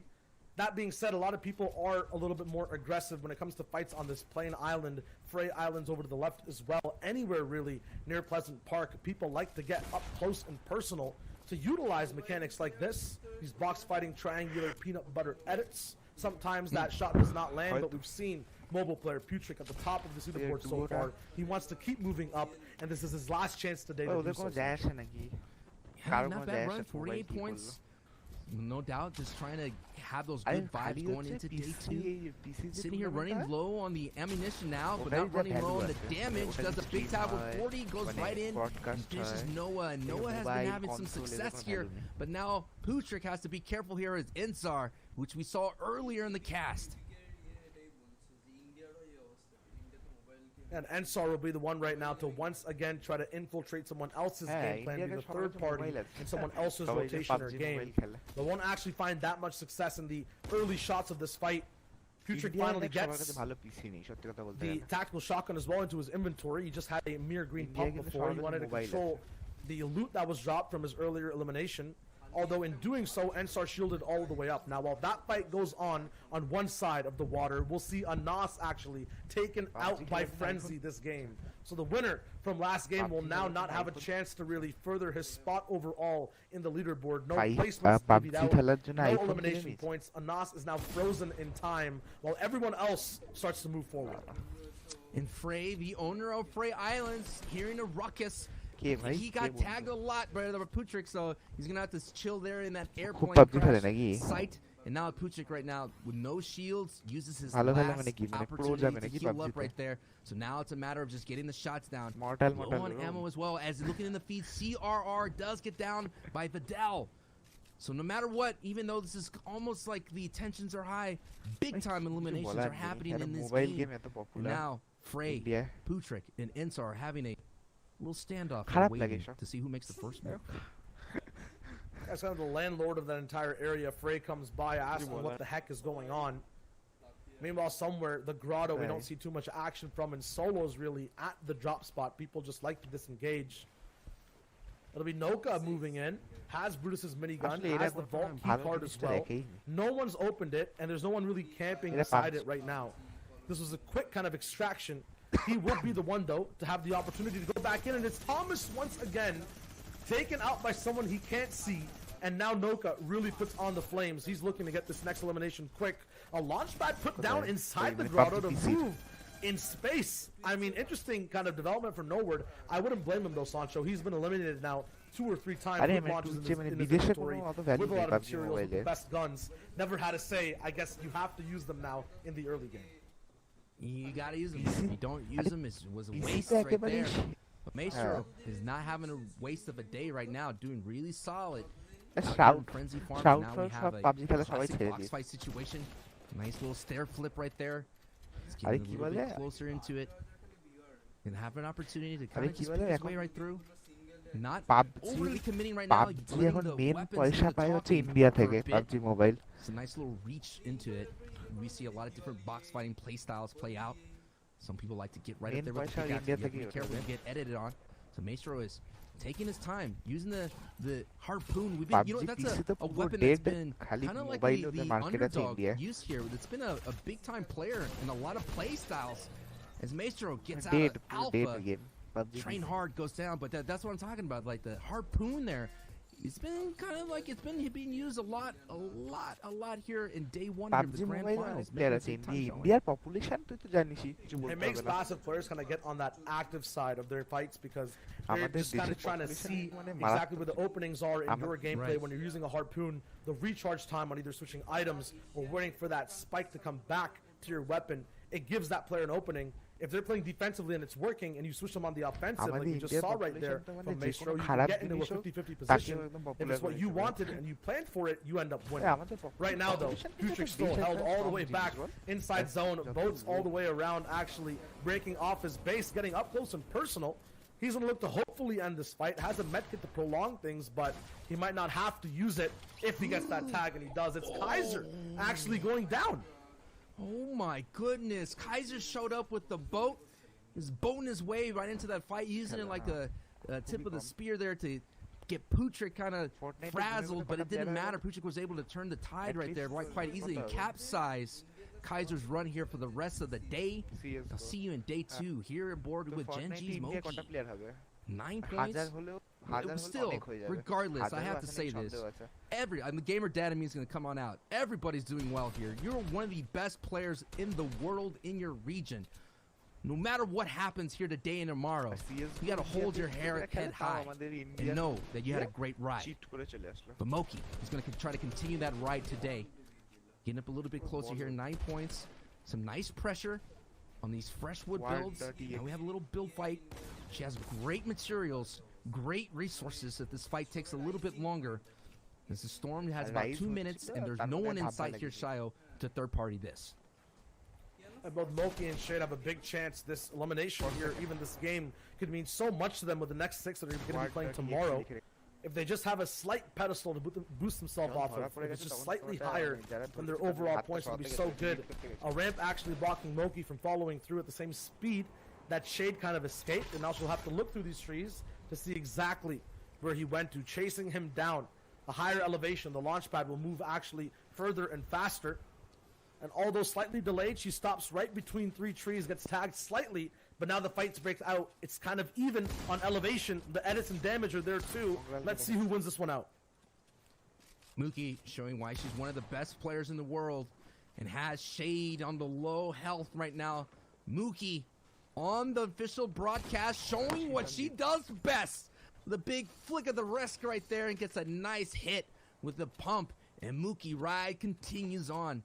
And you can see, you can kind of feel that ease of release right there. The way she's jumping around, feeling good about it, making sure no one gets some tags on her. Now we're on board here with Mongrel, who's been kind of walking around here in Salty Springs. He's going to need some pop-up games here very soon in order to compete for those placings. And that's a big-time pop of 126. And Vandale goes right out of the server. Badil's guns apparently not working. Them themselves are also scared of the potential that Mongrel has in these box fights. He gets the easiest pickup I've seen coming in. I think he was reloading, moving into that box. But yeah, Mongrel, Mitro, Moki, it's all about the M's right now. We're following them through. It'll be Mitro hunting down Trulex at the moment off of a disengage. This will get Trulex very upset. Might see a hold over here, but one thing that can break the hold, one item in the game that only one person can hold, it'll be that grappler, it'll be Sky's loot, and Mitro has it. He's looking for his next opportunity to both reposition and deal down damage. It's the second zone, 67 people alive, the last game of Europe. This is everyone's last chance to get any type of points onto this leaderboard. Absolutely, and this is not the person you want to see with Sky's loadout. He's going to have a nice opportunity to do what Aqua did earlier in the broadcast. And I think that, we got to keep tabs on Moki. Moki has a lot of floppers as well. You kind of mentioned a little bit earlier, not a lot of strong flop plays making, but I'm expecting Moki to kind of utilize that. And here we go. The old school classic Bush play here, Shayo. Yeah, this is not a Chapter 2 Bush either. This is a complete Chapter 1 strat, and Mitro just always knows naturally where the player will try to escape to. People always say it's a 50-50 where you're going to put that ramp, but if you're just experienced in fighting, you know the position of where the zone's going to go, you'll know the best place to kind of stop players in their tracks when they try to retake the high ground on you. Mitro with a very good decision now can just catch up to the zone. The grappler lets you play around with time so well when you're moving around the edges of the circle. And now with just a few more people going down, we might see a little bit of Storm Surge get into play as half and half continues to grow ever closer. Mitro though will be looking very good moving into that state of the game. Yeah, and every one of these players has the ability. They have it in them. They have that one full send pop-off game. And we know Mitro has been getting eliminated early, but that's just one of the gambles you have if you keep landing at a power positioning spot like the Shark. And Clement, one of the only people to come from week 1 here, got rebooted right back into this match, has been having some great runs here, but Janice is the star right now, taking the lead in the number 1 spot here, day 1 of the grand finals here, Shayo. But is, taking the lead, a lot of people are, there's that debate. Is it an elimination-based tournament? Is it placement? It's that combination, man. If you could marry the two together, you're going to succeed and go a very long way and cash out at the end of the day. And now we'll see the perspective of exactly how Janice plays in these games, what the difference is that we've been seeing from every other player who are in these earlier box fights. He has 0 eliminations thus far. He's surrounded by players on all fronts, a mountain on one of these sides as well. Not even building at the moment, forcing Kinzel to be the one to make the boxes out first. He's slightly highly more elevated than everyone else behind him, making it so that he's kind of the king of this rotation. That being said, it's a mountain people are already based on. The fact that it just appeared might just give Janus a little bit of a window to get past these players as they just fortify their bases, and he does just that. A nice position, a single metal box on the side of this entire middle mountain, and now he gets to just dictate where to move next. And we're seeing the tension right now. It's brewing. It's like a storm forming. The calm before the storm on this side of everyone's kind of just parking their way into the circle. We're seeing a lot of people not trying to take too many fights. I doubt Storm Surge will be a factor here because we're on board here with Blackie. Blackie with 33 points. Not of a great kit in terms of power weapons here, in terms of damage output, but doing very strong. And look at the ability of just kind of farming and chilling out, and he almost opened, and now he just starts this opening engagement right now, and a lot of people are focusing this in as Glory gets sent out into day 2, and Blackie here now is going to have to play some defense and hold on tight. You hold as everything else is collapsing. Blackie's dreams is collapsing right here to survive here into day 1, but that's what happens when you take these kind of fights, when people are parked up into high elevation places here, Shio. I mean, right now, you talked about the tension, no one's shooting. If you start a fight, you're going to get the attention of the entire server right onto your box, right onto your kind of party you're having. But Blackie has the position, he has the base to just move kind of back. Still takes a few damages onto those shields, but I think it's good overall. He'll be able to just heal right back up. Martine taking out Frenzy, so the Anas Eliminator now also taken out. That story finally concluded from the edge of the map. Still only 3 people so far, Sancho, in this zone closing have been eliminated. Although a lot of people have taken damage, everyone is holding on for their last say in day 1. That's all you gotta do, man. Sometimes you gotta survive and endure. Do what you can just to get any kind of placement points. I mean, the big factor could be, 1 point, man, could be thousands of dollars. 1 point could be getting into that top 10. So that's why you're seeing these normally confident, aggressive players just mining and waiting for those being that right opportunity. And Loki gets one right here. Big time hit on left eye, and that's unfortunately the end of the run for left eye. 2 times getting picked out in these early circles. Yeah, Mosik just getting that pick off. Maybe left eye needs to keep both open. Yasin and Chapix now just caught in the fray of a lot of people. It's so noisy on this side of the server. Noka looking for shots all the way up to Moraine. The Swedish winner, the Sweden winner might just get taken out immediately. Dreamhack, and now he's down to the box where Blackie was as well, moving in towards the zone. We know how hyper-aggressive people are on this side of the circle. Everyone just looking for a chance at eliminations, but right now Blackie just surviving with a sliver of HP, finally taken out. Looked kind of troublesome for Noka overall over there, but now he's on the way to his next moment in the game. It might get stopped, though, by both Fasroki and Pink. We're seeing a lot of mini congestion areas here. A lot of these catacombs, as monsters like to say, kind of getting congested as Milan, one of the early winners here, the broadcast of day 1. All of a sudden, the rocket launcher kind of slows down that push for a second here. Now he's going to use as much information as possible here. Using this kind of peek. He's going to try to take this wall. CV get in. The defense is out there. Now, got the harpoon, and here it is. The underclass weapon here, where it's going to be an ice way to get inside more boxes and kind of scorpion his way into more. And there it is, that 180 hit. Altor, day 1 is done, as Milan's day 2 is going to come up, and I like the momentum for him, Milan. He's going to, I feel like it's no one that we haven't talked about. Someone no one really predicted would do well, but it is doing well, and that momentum is going to be strong for them in day 2.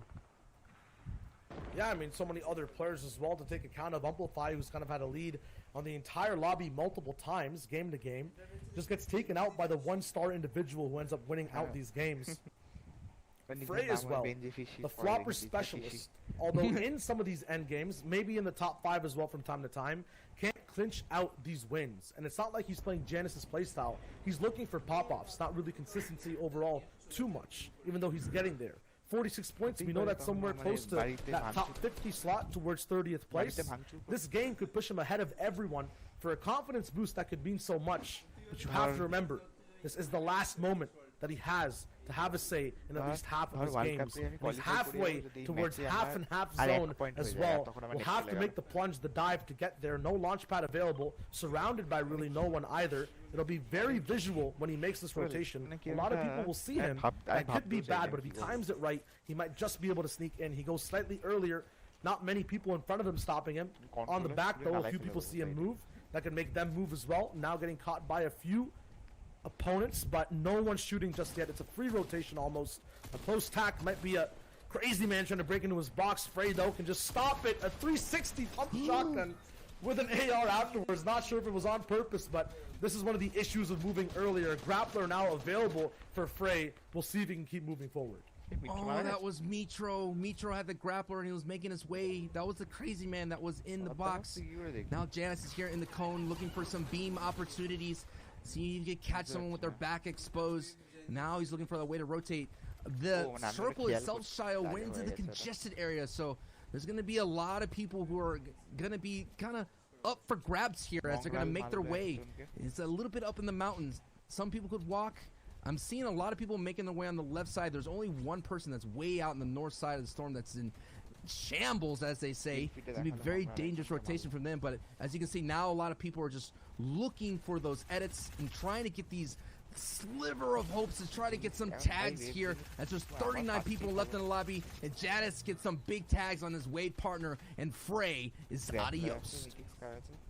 And from Mitro all the way to Janus, this grappler just gets handed up the leaderboard.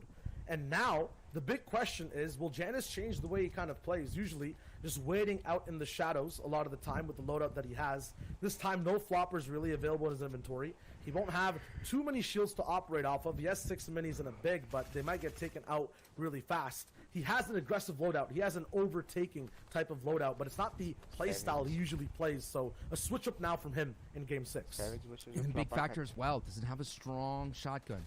The green tack shotgun can do damage, of course, if you get that max hit with the headshot. So I think Janus is going to have to do his best to stay away from the low ground.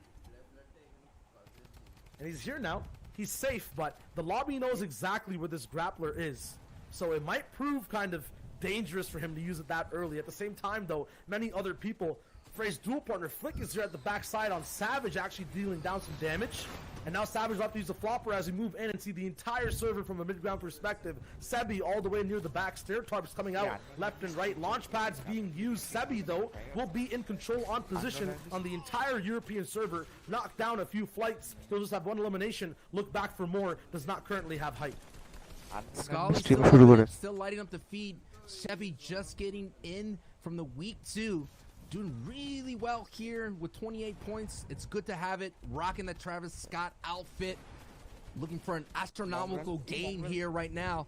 As Sebi's doing his best with a nice tarp out right now. Barely in. Now he's going to edit down the floor and look for some more tags. Has to be careful because that was a fresh brick wall. And that gave someone the green light to take some tags. And Savage does get an elim in the feed. Savage survives, now has shield to play with. Taysom, though, alive as well. We know how disastrous it is when you just come up against his box next to that zone. Sebi, though, has the tools of destruction for endgame, has the position on his old tarp to take edits, and he does. It's Mongrel with no materials, lost all the way in the forest with no help, no guidance, taken out by Sebi. He'll get the heal up all the way back to 150 effective HP. Look for his next target. He is controlling this entire mid-ground layer, but the build, Sancho, they're so high. Noka and Scale all the way up top as Queasy makes new height possibly. This has to resolve, though. Who will hold height here in 7th zone? It's Scale. Yeah, and here it is. Flick right now, raining down terror. This is another mythical weapon in play still. Wolfies picks up one on Airwalks. This thing's getting tight, really difficult and tight and claustrophobic here for our competitors as Flick tarps out just a little bit to gain some, get ahead of the storm just a hair. Milan gets an elim, Verox gets an elim, Queasy goes down, one of the 50 Royales, and now Flex is just looking for someone who's trying to breathe inside the storm, and Cammy goes down here, Shio. It is really close to that top 10, baby. And no one knows that Flick has that Tommy gun just yet. There it goes right in. The drum gun going straight into the box of Diablo. He gets taken out. Savage, though, still active, taking out Verox in that feed. A top 10 situation, and it's way up high in the sky as well. Multiple people need to waterfall down. This is not even ultimate height. Flick, though, treating it like it's an early game off-spawn contestation, 50-50ing into boxes of some of the greatest players. Wolfies getting taken down, and Flick rides the huge wave of momentum as Scully gets pushed down by Janice, who grappled all the way to the top. Sebi on low, top 6. Scully taken out. Sebi taking out Savage on low ground. It's going over old builds here, Sancho. Everyone knows what they need to do. Janice needs to hold height. Sebi needs to make sure low ground is clear. Hen goes down. Now 4 people just left. Janice looks to hold his lead on Europe in day 1. Yeah, that's right, Janice. Waiting for that prime opportunity to get there with the grappler. Now is sitting at height. Does not have a lot of builds here, Shio. So it's going to be to Giannis to use some clever trickery with it. And he does get punished here as Flick continues on to the rest of this ride. It's a top 3 situation here in the final game of day 1, Shio. Tayson, Sebi, and Flick. Let's go. Yep, and now it's going to be Flick right over top on Tayson. Chooses maybe to get that grappler. He did. I think he might have left it behind in Storm. Either way, while they get busy, Sebi is free all the way on low ground. No floppers, I don't think, in his inventory. We saw them use them earlier, so it might not be possible for him to win that heal game all the way at the end. Flick, though, trying to get safe, but at the cost of a little bit of HP. Every single dot is so important. Every single tick of health, and he takes so much. He has to go for this elimination. It's not possible. E11 Tayson HD on top right now, has that grappler once again and drops down, surprising Sebi from the back. Both of them an even HP overall. Sebi slightly lower. He's looking for a chance to survive. 1 flopper. Does he have 2? Can we see a little bit of heals? It'll be enough. Sebi, a climactic, tense finish. Don't have to see weapons trade at the end, but just the brains of every player navigating the zone. That's Europe. That's game 6. We have our victors of the region so far. Sebi went sicko and got himself the victory royale. I called it. He needed the astronomical finish, and we got it here, ladies and gentlemen.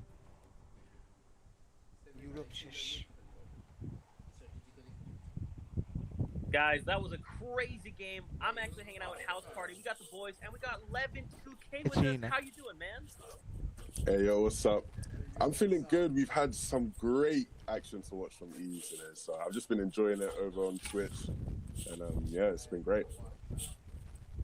So for some of you guys who don't know, Levin, you're a fellow caster. You make your podcast, get analytical and argumentative, and I've seen some stuff on Twitter about the unpopular opinion. So let's get this ball rolling. What are some hot takes after we just saw the end of day 1 for EU? What are some hot takes that you're seeing from there?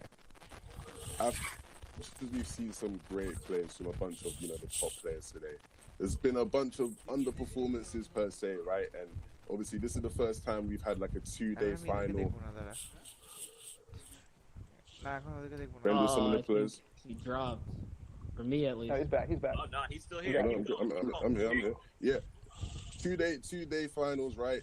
Bunch of players underperforming today. I rep the UK hard. If you know me, you know I rep the UK. But some of my UK boys disappointing me, right? Pink in the beginning of the day, he was playing super good. He's had a drop off. Benji's had some struggles today. Obviously, Mongrel's had a couple of issues. I want to see if maybe tomorrow they, rise up or whatever. This is just their finals. That's a good take. I'm interested though because like Mongrel, for example, played